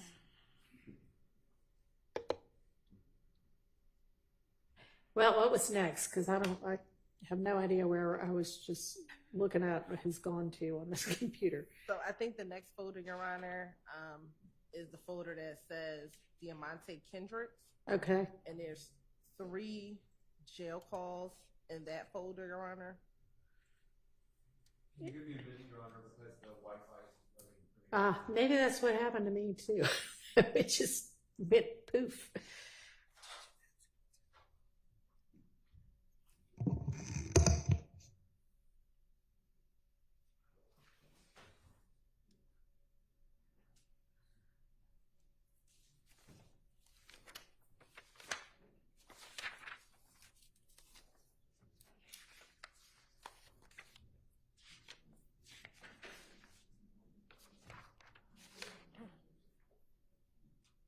Ms. Hilton? Yes. So just so I'm clear, we're talking about the other folders in the sprinkle folder that have other people's names, correct? Yes. Can you give me a minute, Your Honor, because I can't get the courtroom Wi-Fi. Okay, and you know what? I think we've maybe got access to some sort of a Wi-Fi router or booster that Ms. Persfield's going to go try to get right now, so that, because I'm not really sure why Fulton County can't provide stable Wi-Fi in the courthouse, but it's a continual problem. So let's see if we can get a router or whatever it is. Not very tech savvy, so I don't know what the right term is, but something to help us. Thank you.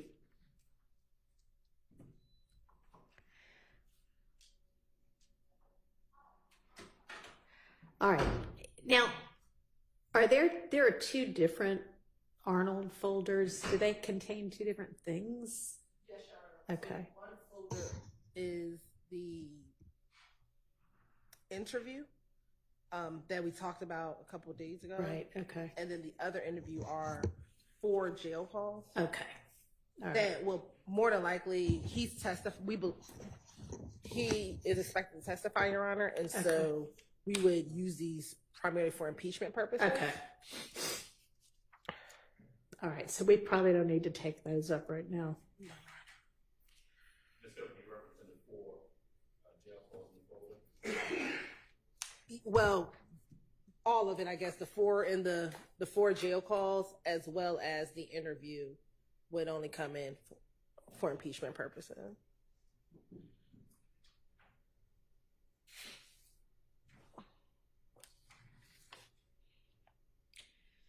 All right. What's in the other items folder?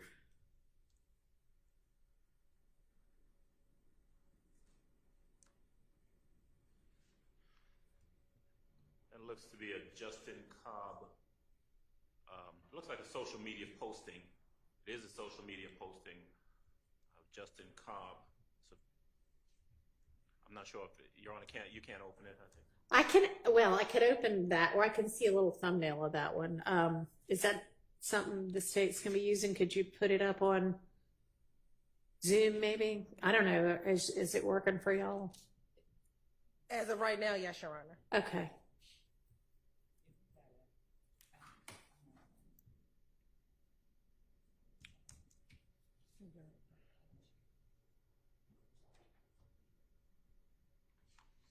I'm not sure if you have access, Your Honor, to let me in the Zoom room.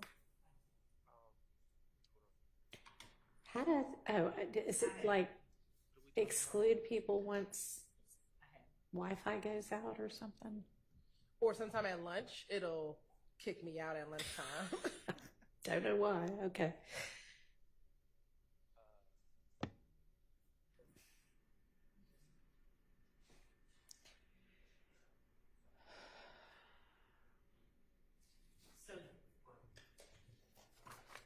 Judge, this is on the screen. If you have, can you see it? Yes. So that is the posting that is in the other items folder in Mr. Sprinkle's folder, and the purpose of it primarily is to show the phone number that Mr. Cobb uses at that time. Okay.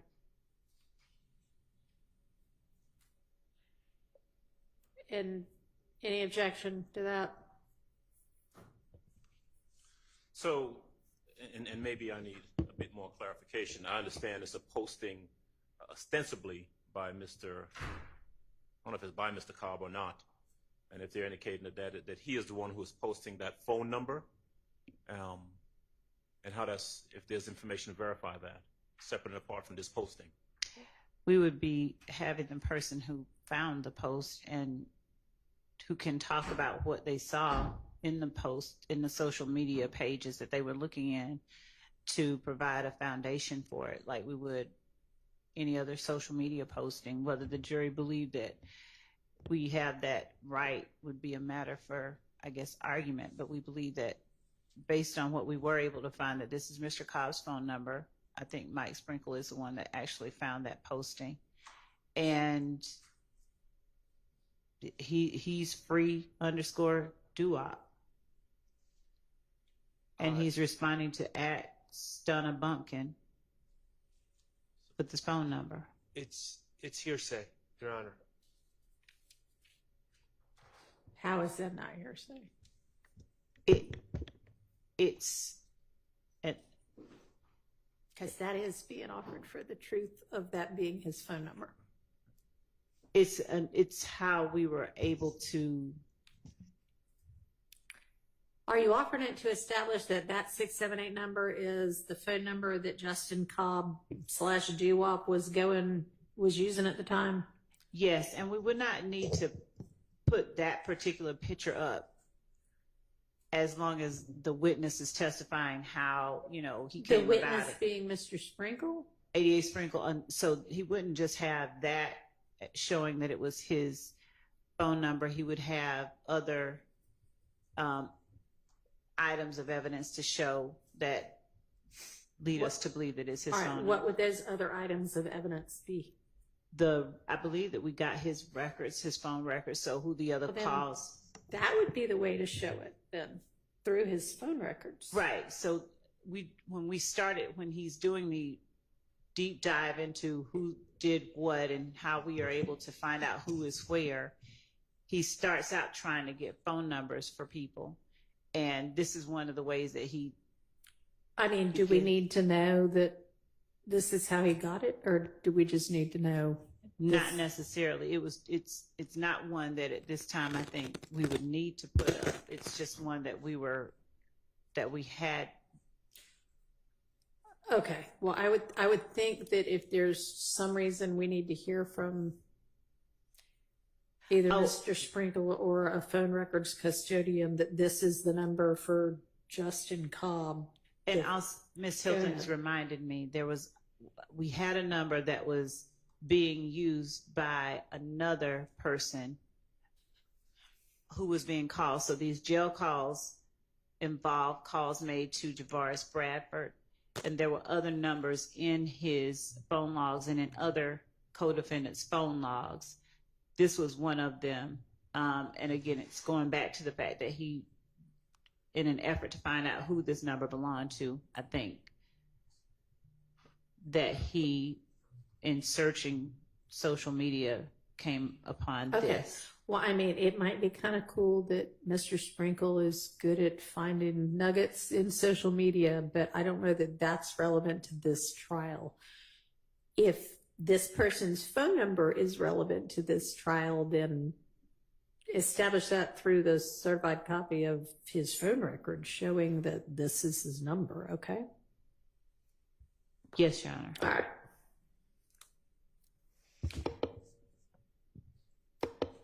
All right, Mr. Weinstein, were you able to do what you needed so that we can go over Mr. Kendrick's jail calls? Yeah, I'm just using my phone because I can't get on the Wi-Fi here. It's a little clunky, but Okay. I'm almost there. Okay. Give me a 5 minutes. Okay, no problem. All right, how about the other, like, what look like maybe individual pieces of evidence? There's, I don't know, the one that's labeled CKNQKS, whatever, that's a picture of somebody standing by a car.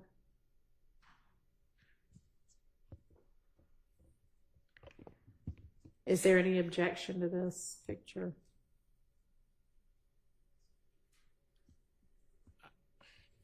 I think first we'd like to know from the state what it is they believe it purports to show, how it's relevant, and Okay.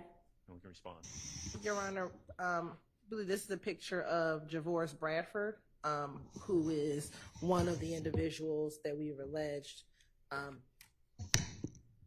a part in, as a party to a crime in the murder of Donovan Thomas. And specifically, Your Honor, we believe he's the driver of the Bonneville vehicle initially while they were at the Texaco gas station. And this is a picture of Mr. Bradford in front of what we believe to be that same Bonneville. Okay.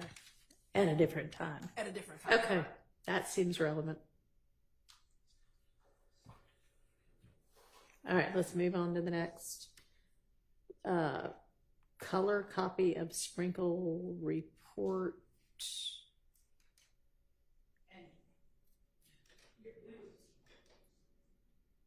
Y'all already used that. Sprinkle Let's just right. given that to them for, okay. Right. Very good. All right. Then I guess we've got some more images, maybe? Yes, the next few are again of Mr. Bradford at different times with that same Bonneville, just in case there was. Okay. Is that what all four of those ones, next ones are? Except for IMG _ 03901, that is not. Okay. That one is the Infinity after it was sold at auction to the person, Okay. the next owner of it. All right. And then is the last thing just a duplicate of that? One's a distant shot and one's a close up, Your Honor. Okay. All right. Any objection to any of those? I don't believe on behalf of Mr. Ward. All right. No, Your Honor. Okay. And of course, for the record, Your Honor, we would take off the comments off of. Thank you.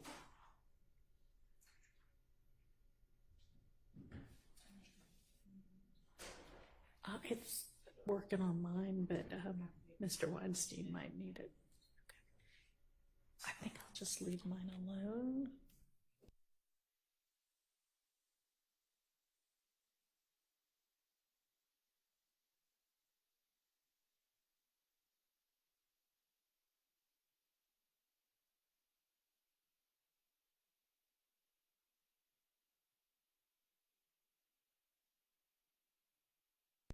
Our new Wi-Fi router passcode, just let Ms. Persfield know. I should try to email it to y'all, but in case you're not getting email.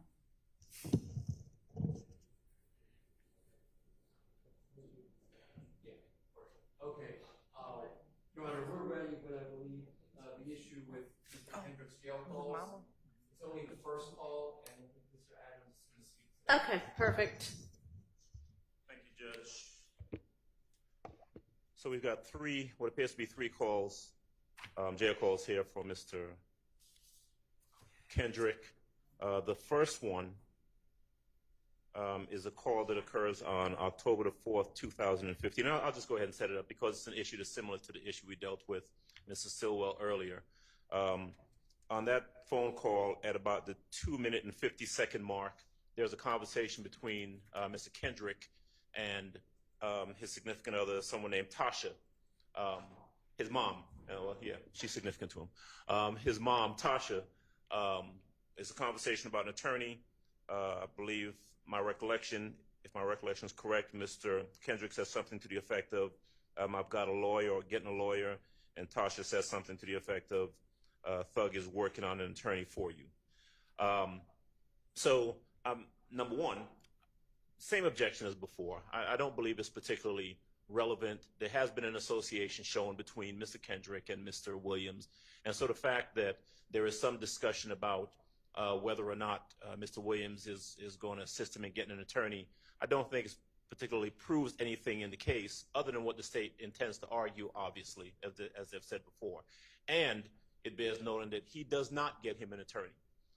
There's no evidence, there's no factually, it doesn't happen. He never maintains and gets an attorney for him. No attorney ever comes to see him at the behest of Mr. Williams. So I just don't think it's helpful to the jury in any form or fashion in regards to these charges. All right. Ms. Hilton.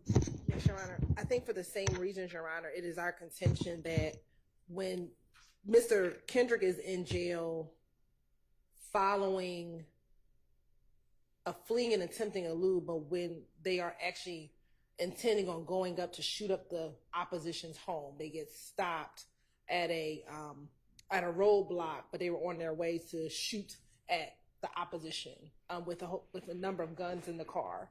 They then take the police on a high-speed chase, and he's subsequently arrested at that point in time. This call is important for that reason. Is the state's contention that when YSL members get in trouble, they reach out to Mr. Williams, and he provides attorneys. Whether or not the attorney comes or not, it is the fact that they believe he's going to provide them assistance.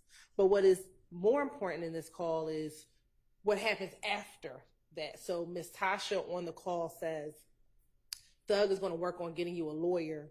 And Mr. Kendrick says to his mother, don't say his name, say bro.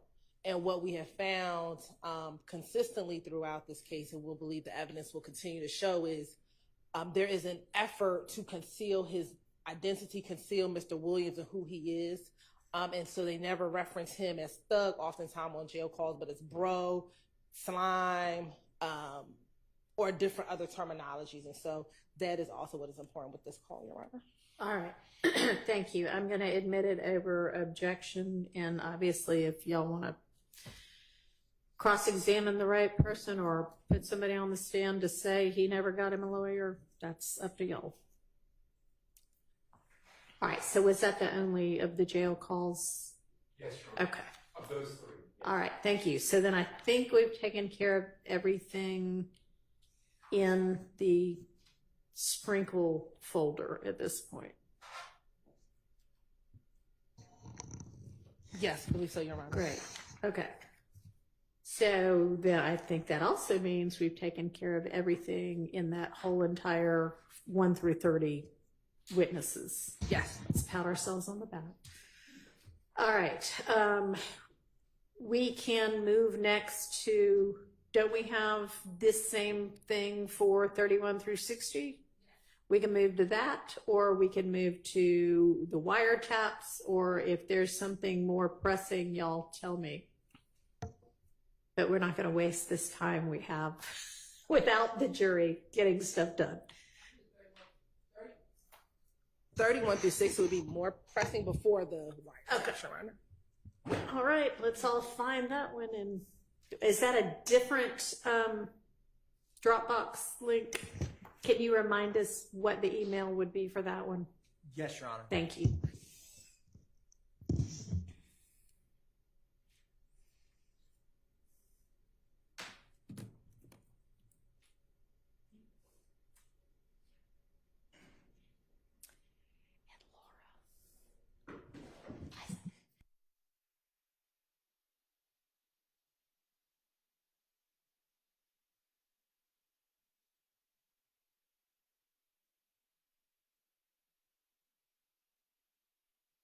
The initial email was August 12th, Monday, August 12th. Okay, thanks. Yes, Your Honor.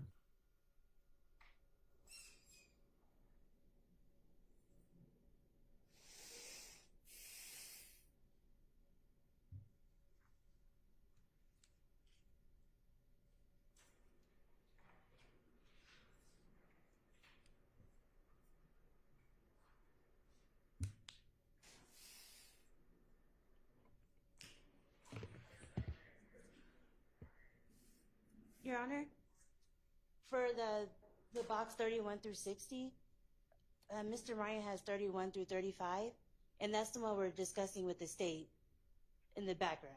Okay. So we're still working on that. Okay, so 31 through 35 set aside for now. Okay. Working on that. All right, that's fine. Okay, thank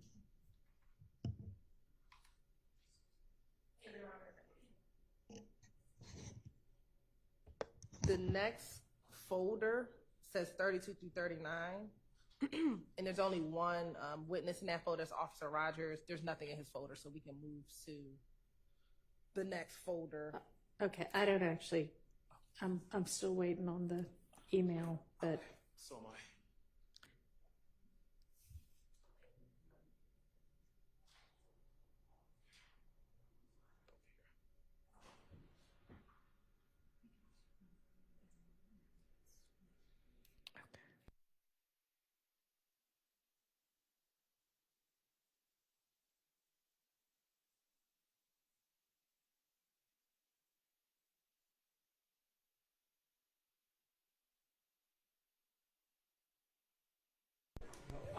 You got it. Okay. Thank you, Mr. Weinstein. well, I know it doesn't come directly to me, and Miss Pressfield's downloading everything now, but that's fine.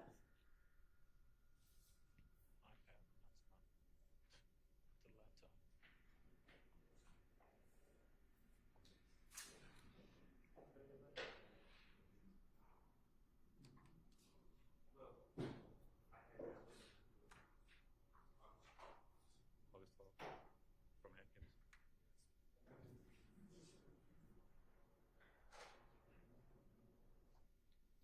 It hasn't come to me either. You know what? I'm just looking at here.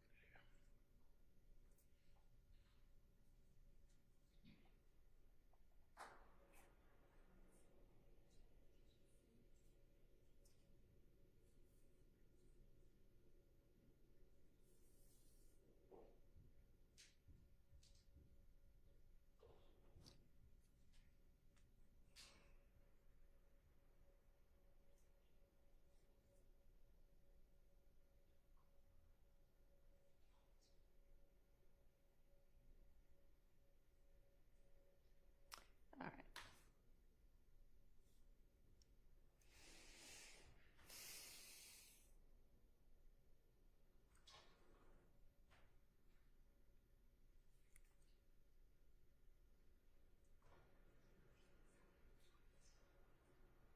Code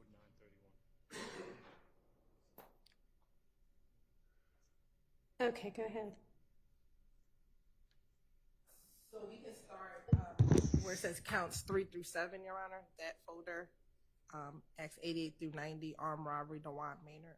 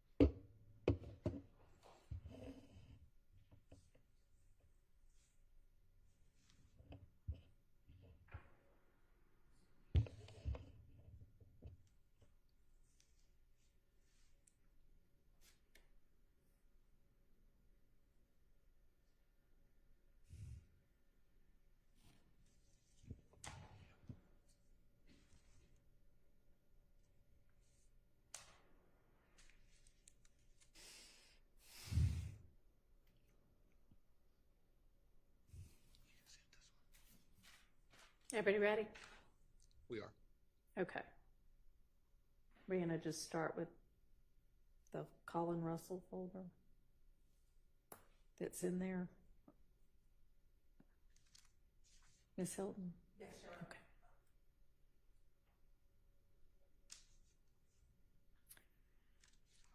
And are these videos or just images? There are videos. There's portions of the surveillance video from the night of the armed robbery. All right. And does anybody have objection to any of these 3 videos?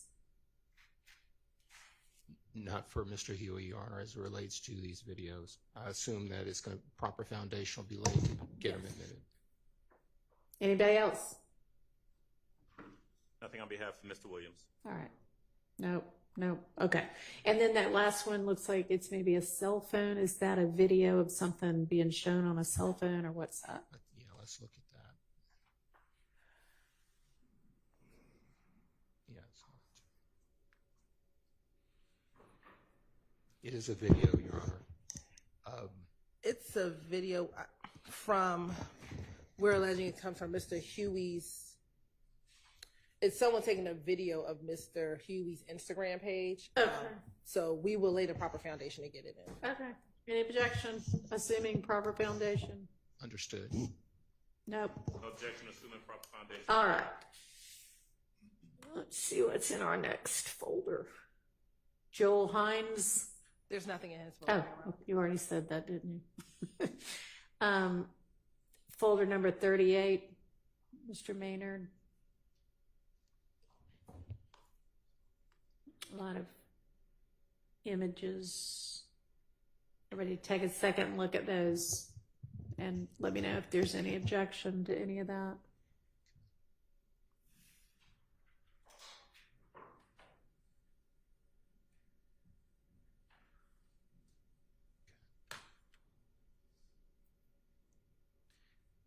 Your Honor, with respect to the second photograph on the first category, on the first line of photographs at the top, the second photograph to the right. It's like the hand and arm? Yes, Your Honor. Okay. I'm not sure. The Instagram says Hunchoke, Hunchokae. Maybe the state can talk to us about foundation for that. Yes, Your Honor. That is the picture of the victim in his hand. That's the picture that the victim provided to us to show that those are his items that were stolen from him during the armed robbery. Okay. With that information, any objection?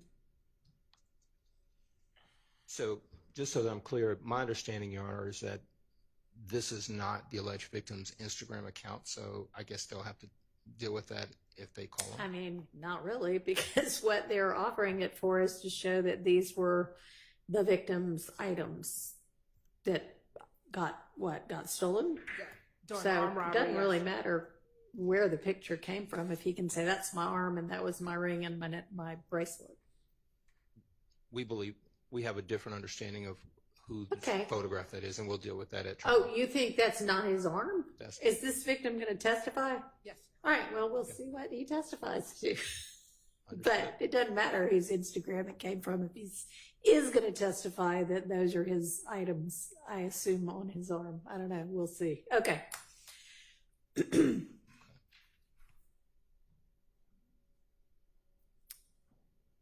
All right, any of the others?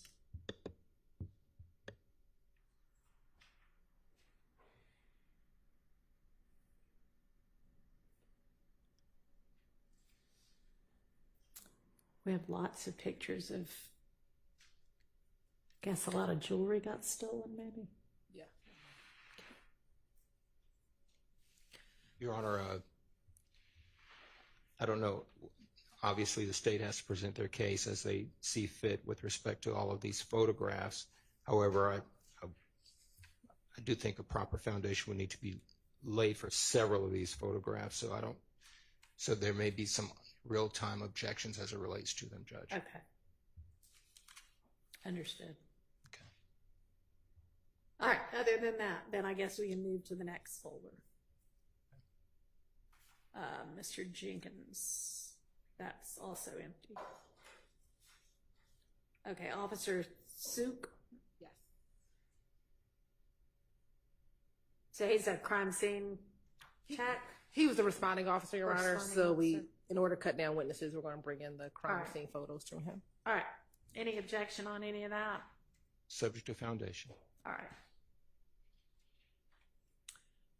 Then we've got Officer Francis. And what have we got there? Any objection on any of that?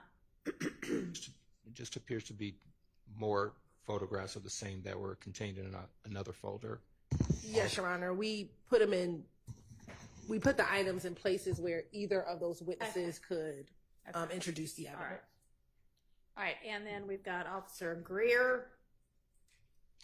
Your Honor, I believe that this particular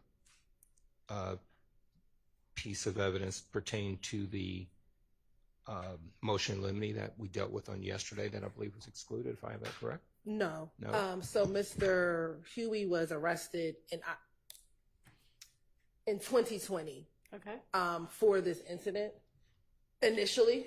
And when he was arrested along with his girlfriend at the time, Miss Justice Woodard, and he gave a false name back when he was initially arrested on the armed robbery warrants. And so this folder deals with the officer who arrested him on those warrants in Fairburn, Georgia. 1 second, Judge. All right, sure.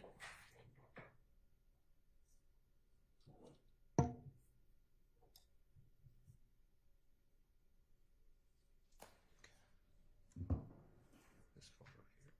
Is that you?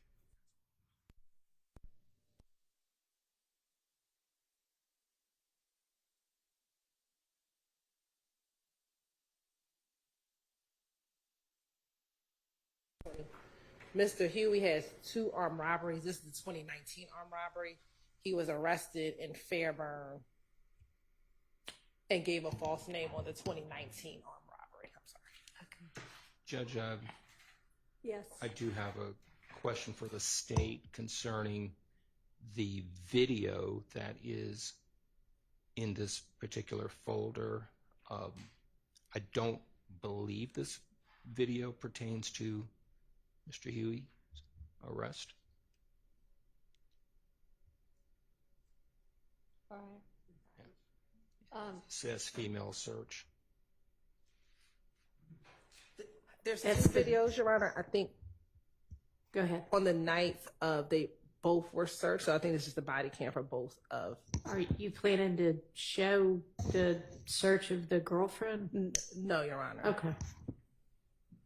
Is that the only one you had objection to? This is not the girlfriend of Mr. Huey, according to this particular piece of evidence. That, in other words, this person that's being arrested is not associated with the arrest of Mr. Huey. That's our position. The one that says female search or the other one? That is correct, Judge. Which one? Oh. The one that says one that says female search. All right. Well, they don't plan to use it anyway. Correct. Okay. Okay, so that's excluded. All right. Okay, thank you. 1 second here. Which one were we?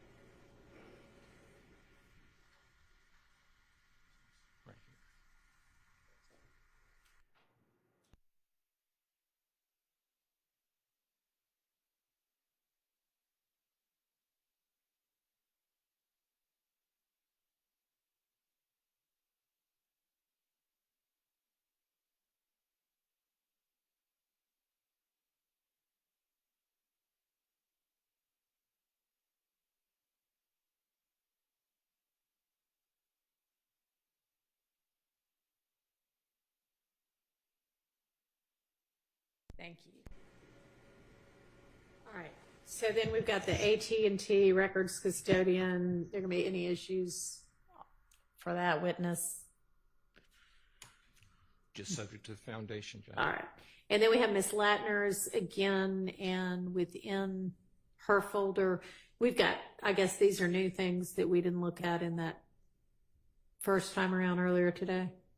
Yes, Your Honor. Okay. In order to try to reduce the amount of time Ms. Latner's comes back, when she comes up at this particular time, we're going to try to enter in a few different CADs. Okay. 911 calls. All right. And has everybody looked at those? So if you've got any kind of objections like we had this morning, you can raise them. Although I've got to say, pretty much all of those things we went over this morning are kind of evidence 101 that you'll ought to be able to agree to. Not saying you have to, but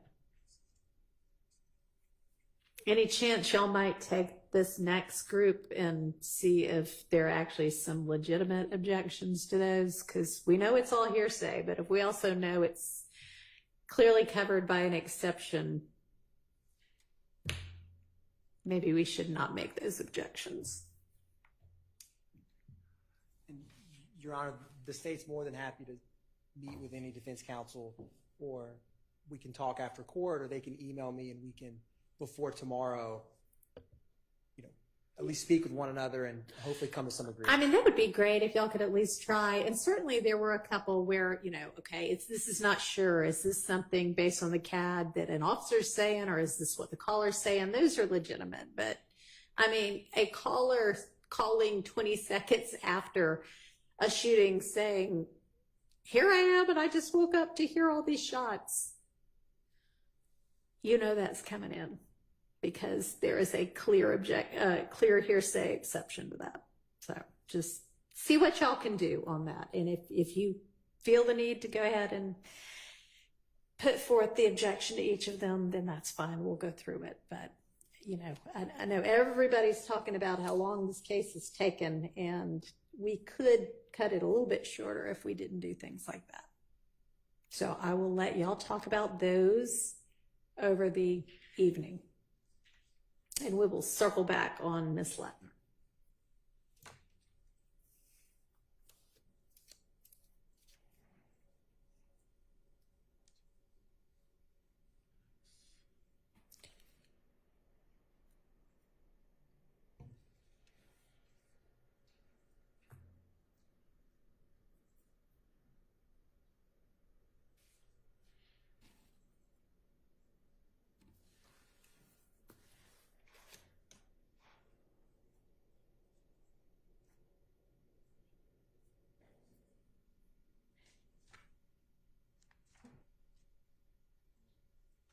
So does that cover everything that was in the counts 3 through 7 folder? Yes, Your Honor.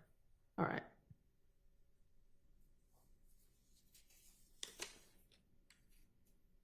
All right, where should we move to next? We can go through counts 14 through 23. Okay.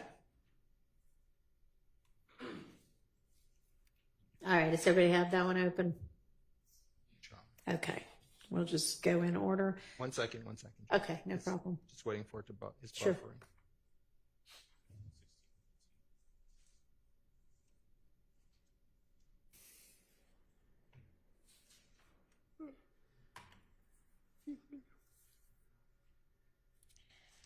Okay, Judge, we're ready. Okay. The first folder doesn't have anything in there, Your Honor. All right. Are y'all ready, Ms. Westmoreland? Are you still? Okay, so we are now looking at the counts 14 through 23 folder. All right, and we're moving to item 45 in there, or the one labeled 45. Okay.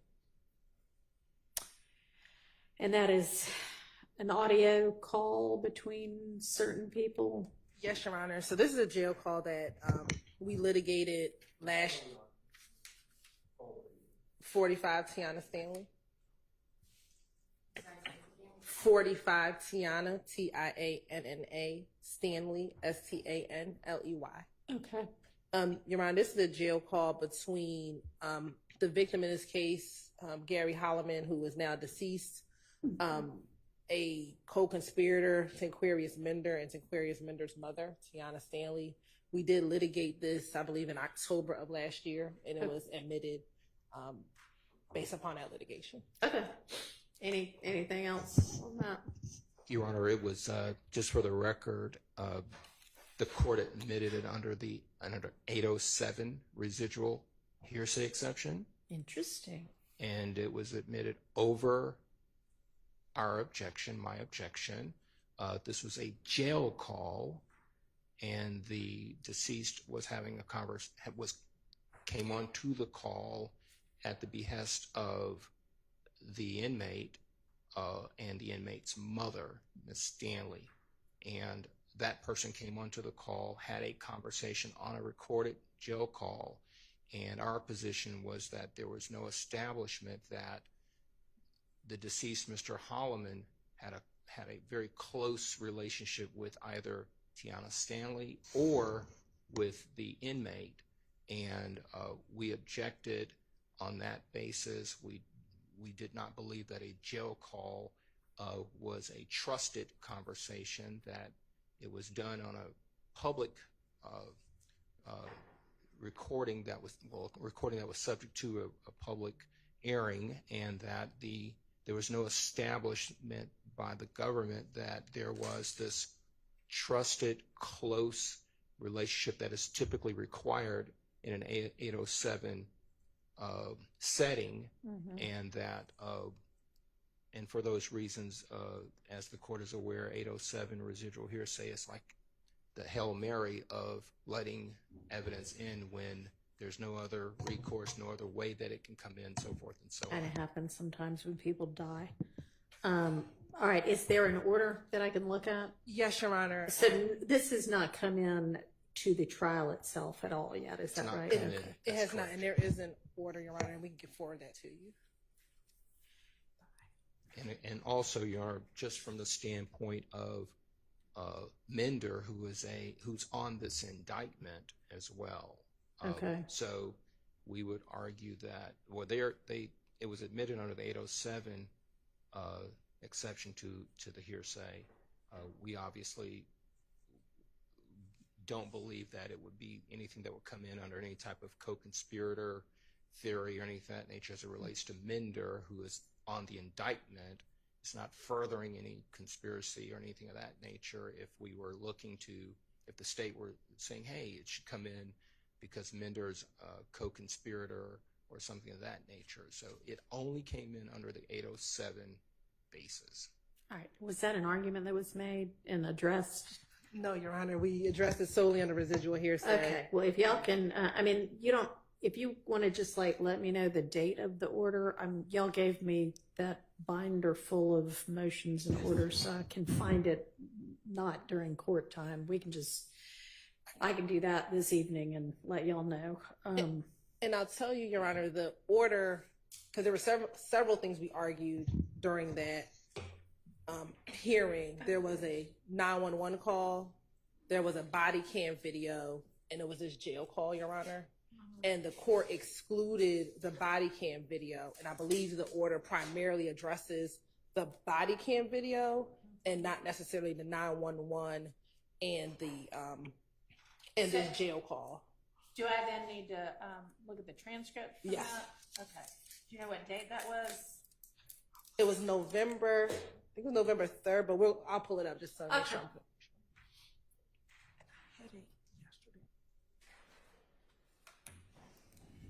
All right, well, we'll come back to that one.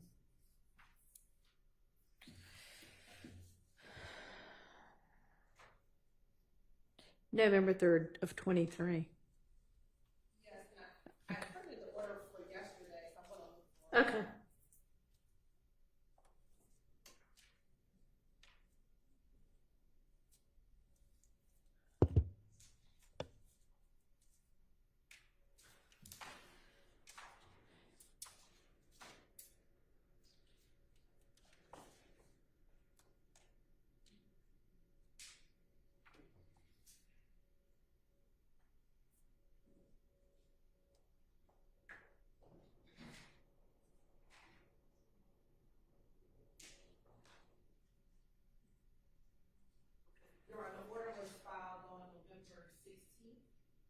Okay.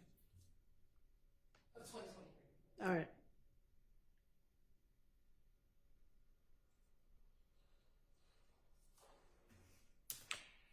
And do you know whether that transcript's been filed? I can always check with Miss. I'm blanking on her last name. Christina Weaver. Okay, it's fine. I'll just check with her. All right, so let's just move to the next folder, I guess.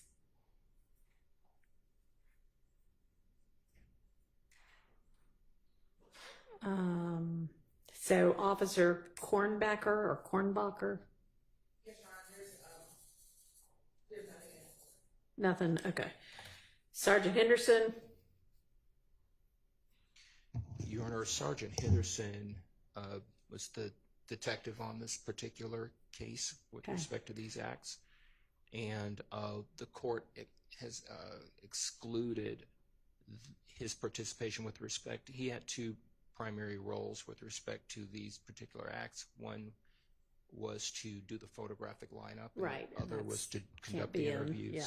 So I think that subject to that ruling are in this particular folder basically photographs. All right, let me just ask the state, what all do you intend to use from this folder?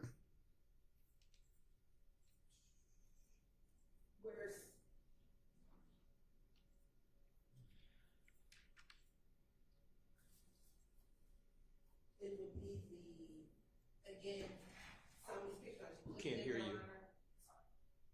Some of the pictures are duplicative, Your Honor. Okay.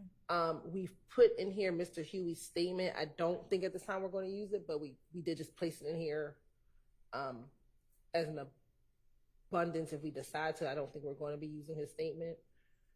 And the MP4 is, and it should not come up, but the MP4 is I guess on iPhones, I'm not an iPhone user. You can scroll the text messages and see all the text messages. And so the last MP4 were text messages between our victim in the case and the detective, because our victim lived out of town. And so he was communicating with the detective about the robbery and providing information to him via this chat. Yeah. So potentially can come in as impeachment depending on what happens with my victim. If my victim says something inconsistent. This is not the dead victim. This is no, a different victim. Sorry, totally different victim. I apologize. This is not Mr. Holloman. This is Mr. Maynard. No, this is Mr. Maynard. So this shouldn't be in this folder. This actually should have been in another folder. All right. So, okay. This video is from the 2019 armed robbery. Okay. It's just in the wrong folder, but that victim is going to come testify and you might need to use the text as impeachment. Okay. And I should also be clear, Sergeant Henderson, ironically, was the lead detective on both the 2019 armed robbery and the 2020 armed robbery. All right. So is there anything in this folder that y'all intend to use? I mean, obviously that is just accidentally in there and you'll use it as to a different topic. But how about with regard to the, I guess, armed robbery of Holloman? No, there's nothing in this folder that we intend to use. All right. Thank you. All right, so then we've got Investigator Belknap. That folder's empty. Yes, Sharon, and I just realized when Mr. Huey was arrested for the October armed robbery initially, there were items found at Mr. Huey's apartment that belonged to an individual by the name of Chandler Durham. I do not see those photos in here, so I need to add them, but they're in discovery. They might be in a different folder. they have been served. I see the videos in some other folders, but I'll make sure that what we intend to bring in through Investigator Belknap is placed in this folder. And that was a search that was not, I mean, that it was a search. Items can come in. Yes, and Your Honor, it becomes relevant because in one of our acts, which is act number 102, we have alleged as an overact a text message between Mr. Williams and Mr. Huey, where Mr. Williams demands Mr. Huey to take his shit back, and his that he is talking about is Chandler Durham, and so all of that becomes relevant. Okay. So we'll make I'm sure the court will anticipate certain objections at that time. Again, there are a lot of assumptions that are being made with respect to what it meant in the context of it, which I don't believe a detective is going to be able to, other than speculate, be able to know precisely. So we'll deal with it. Okay. And I don't believe Mr. Chandler Durham is on the state's witness list, I don't believe. He was on our original witness list, but in an effort to cut down on witnesses, he's not on the reduced witness list. He is not. Okay. So I assume there'll be something that establishes that these were his items? Yes, Your Honor. Yes, we have pictures of items similar to what was found. We have pictures of Chandler Durham with items that were found. Yes, and we also have the 911 call from the Chandler Durham armed robbery. Where he says, these are the items that just got stolen from me? He talks about being robbed. I don't know if he says it on the 911 call. Well, I mean, I don't know if you might need to put him back on your list, because think about, what they're going to hold you to your proof on everything. So Yes. there's going to be an objection if you don't have a way to establish that the items found in the search of Mr. Huey's home are in fact the items that were stolen from Mr. Durham. Yes, we're working through. I think we have worked through it that we could get around it, but Well, we'll see. we're working through it. Okay. I don't know. All right. Investigator Flores. Your Honor, based on your ruling, the next two folders, based on your ruling yesterday regarding the fleeing and attempting to elude, 49 and 50, we don't have to look into. Okay.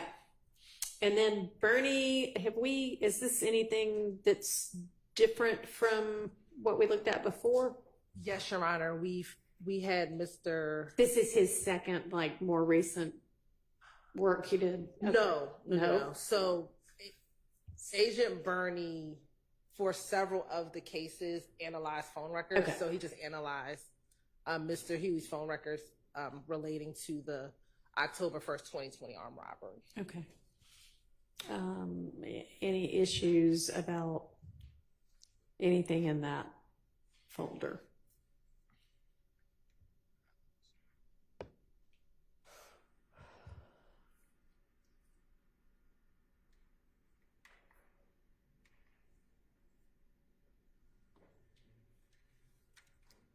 Mr. Matthews? We're good. No objection. Okay. Thank you. Yes.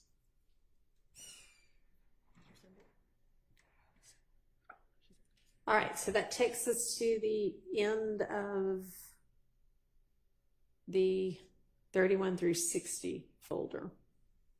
No, I think. No, I'm sorry. Looking at the wrong thing. What was that? So the next one we have, Your Honor, is counts 27 through 29. Right, that was within the 31 through 60. That was 14 through 23. Okay. So now counts, what'd you say was? 27 through 29. Okay.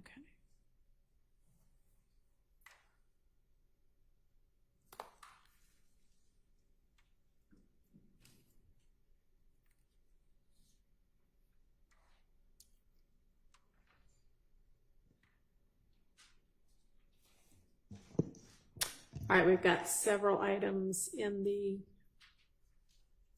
Smith folder.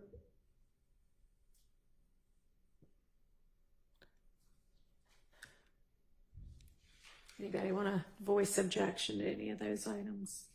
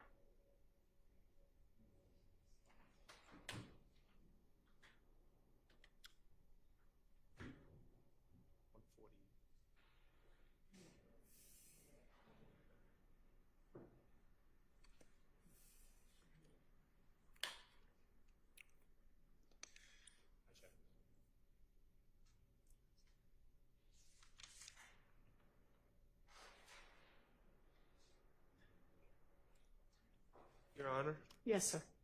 I'm having a tough time seeing which video I'm talking about, but I do know from my review of the discovery regarding this act, there is a FaceTime live or some sort of live stream of Mr. Beebe smoking marijuana, talking, saying absurd things, and I don't believe Mr. Beebe's going to testify. So I would object to I don't know what the relevance is of that.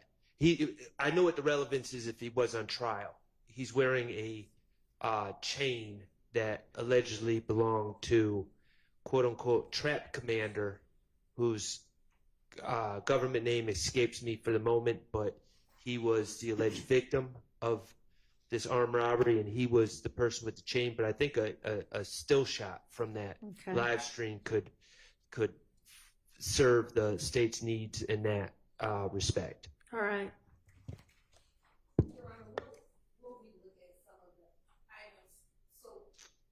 Robbery, we've alleged that two of the co-conspirators, Durante Beebe and Christian Eppinger, armed rob Mr. I'm sorry, say those names again. Durante, Derontae,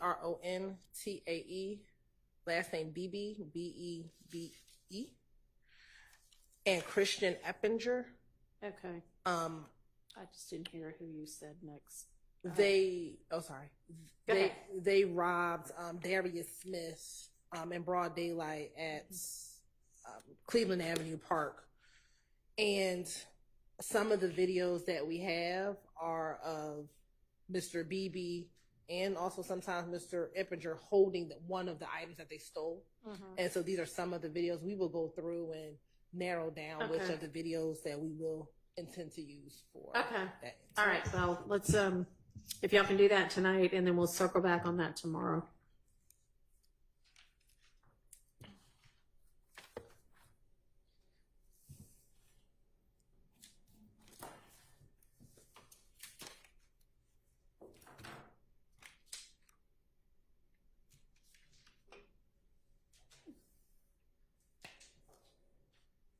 Your Honor, there is another video, and I know I've heard it, I've seen it, but when I was going back through this folder, I don't see it in here, where Mr. Eppinger is essentially bragging about the armed robbery. I'm going to look for it again, and then I will make sure everyone gets that video as well. All right, and then next in this folder is the folder that is Adrian Ansart. He's the custodian records for Instagram, and so it's just the Instagram return to his folder. And then we've got Sergeant Pierre or Jean-Pierre. Yes, Your Honor, he is the lead detective. Okay, assume that. So there, I see photographs. Would those be like crime scene-ish things? Yes, Your Honor. And then social media, is there anything we need to look at within that? Anything objectionable? That will be some of the stuff we're going to reduce down tonight. Okay. All right. We'll come back to that also.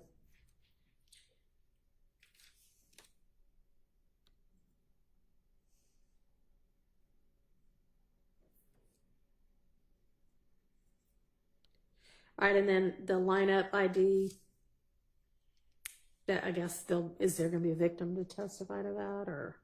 Yes, the victim will be present, Your Honor. All right. And those ought to have already been dealt with if there were objections to them. Okay. So that's 27 through 29. Which should we move to next? We can go in order, Your Honor, to 44 through 46. Okay. Which is the last set. All right, we've got Deputy Timothy Brown. And Your Honor, this is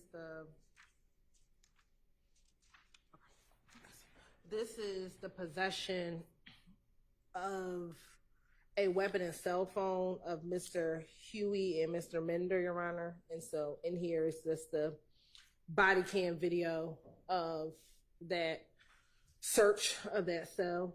And then we also have the jail records showing that both Mr. Huey and Mr. Mender were in the same cell together. Who's the second name again? Mender. Okay. Mender. Mender, all right. Any objections? All right. And then Vivarito. Yes, Your Honor, that should primarily be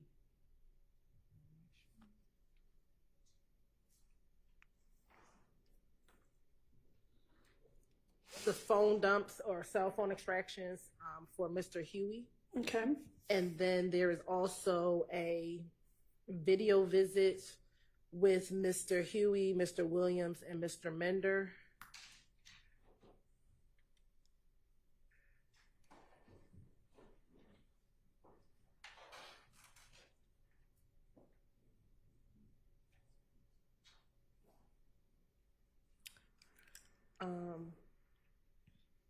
And I just want to make sure that there are three, there should be 3 cell phone extractions. Yeah. So I just want to make sure there are 3. I see 2 of them, Your Honor, so I want to make sure there is a third one that was, no, I think all 3 are there. So there's the 1 of Looks 2, like it. 2 of 2, and then there's the third one. Okay. And then we have some screenshots, but there might be more screenshots that we'll provide. All right, and then there appears to be another PowerPoint. Y'all don't intend to use that, do you?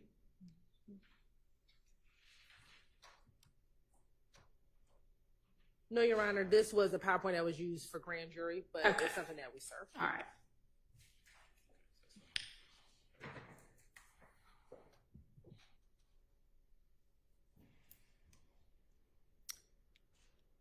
And then I don't know what that last thing is in there. It's not a folder. It says iPhone 11 Pro Max. I believe, Your Honor, that is the cell phone dump just in 2 places. Okay. I just want to confirm that. All right. So does that carry us through through witness number 60, or do I need to go back and...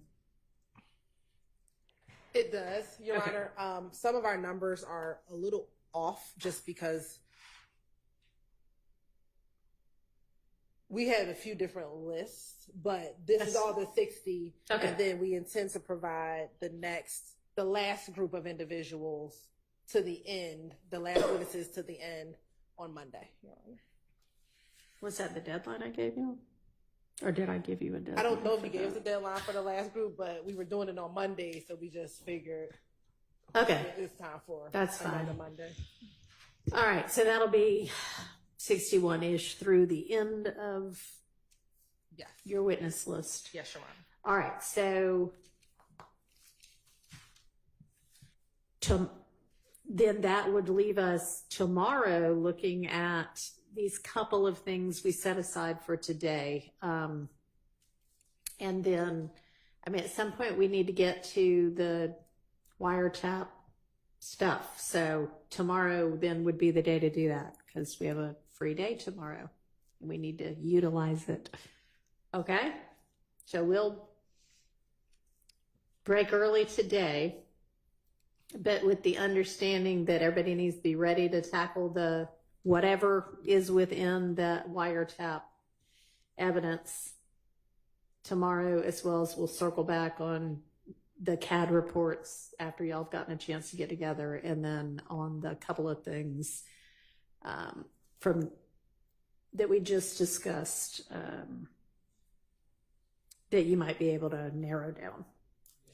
All right, anything anybody needs to bring up, put on the record before we adjourn for the day? I can't think of anything from the state, Your Honor. Okay. Nothing on behalf of Mr. Williams. All right. Yes, there is. And I don't know if Mr. Adams can do this or we need to wait for Mr. Steele. Mr. Steele did provide to us the Dropbox link with some reciprocal discovery. Mm-hmm. We know that there's some jail calls. There are a number of jail calls that Mr. Steele gave to us. If he could just narrow down which jail calls he intends to use. I believe this is with Mr. Copeland, so we can just know if we have any objections to it, but just the jail calls. We'll go ahead and reach out. I know that Ms. Steele was working on that today. Okay, well, great. Hopefully he can get that to the state by the end of the day. I'll relay that. Yes. Okay. Because obviously Copeland's cross is hopefully coming up before too much longer. Well, it's on the horizon, Your Honor. So, yeah, that may be the first thing we need to take up tomorrow. Can I inquire, Ms. Hilton? I know when we left off with Mr. Copeland last week, we were almost done, I think. I mean, yeah, sounds like we've got a little bit more of that video still to get through, since we didn't really get anything done Friday afternoon because of tech issues. But a jail call, I think, if I remember correctly, Ms. Hilton. Yes, the goal will be to pass Mr. Copeland, if not early afternoon. That is the goal. By early afternoon to pass Mr. Copeland. Understood. Thank you. All right. Doesn't sound like there's anything else, so I'll see y'all at 9 tomorrow. Thank you.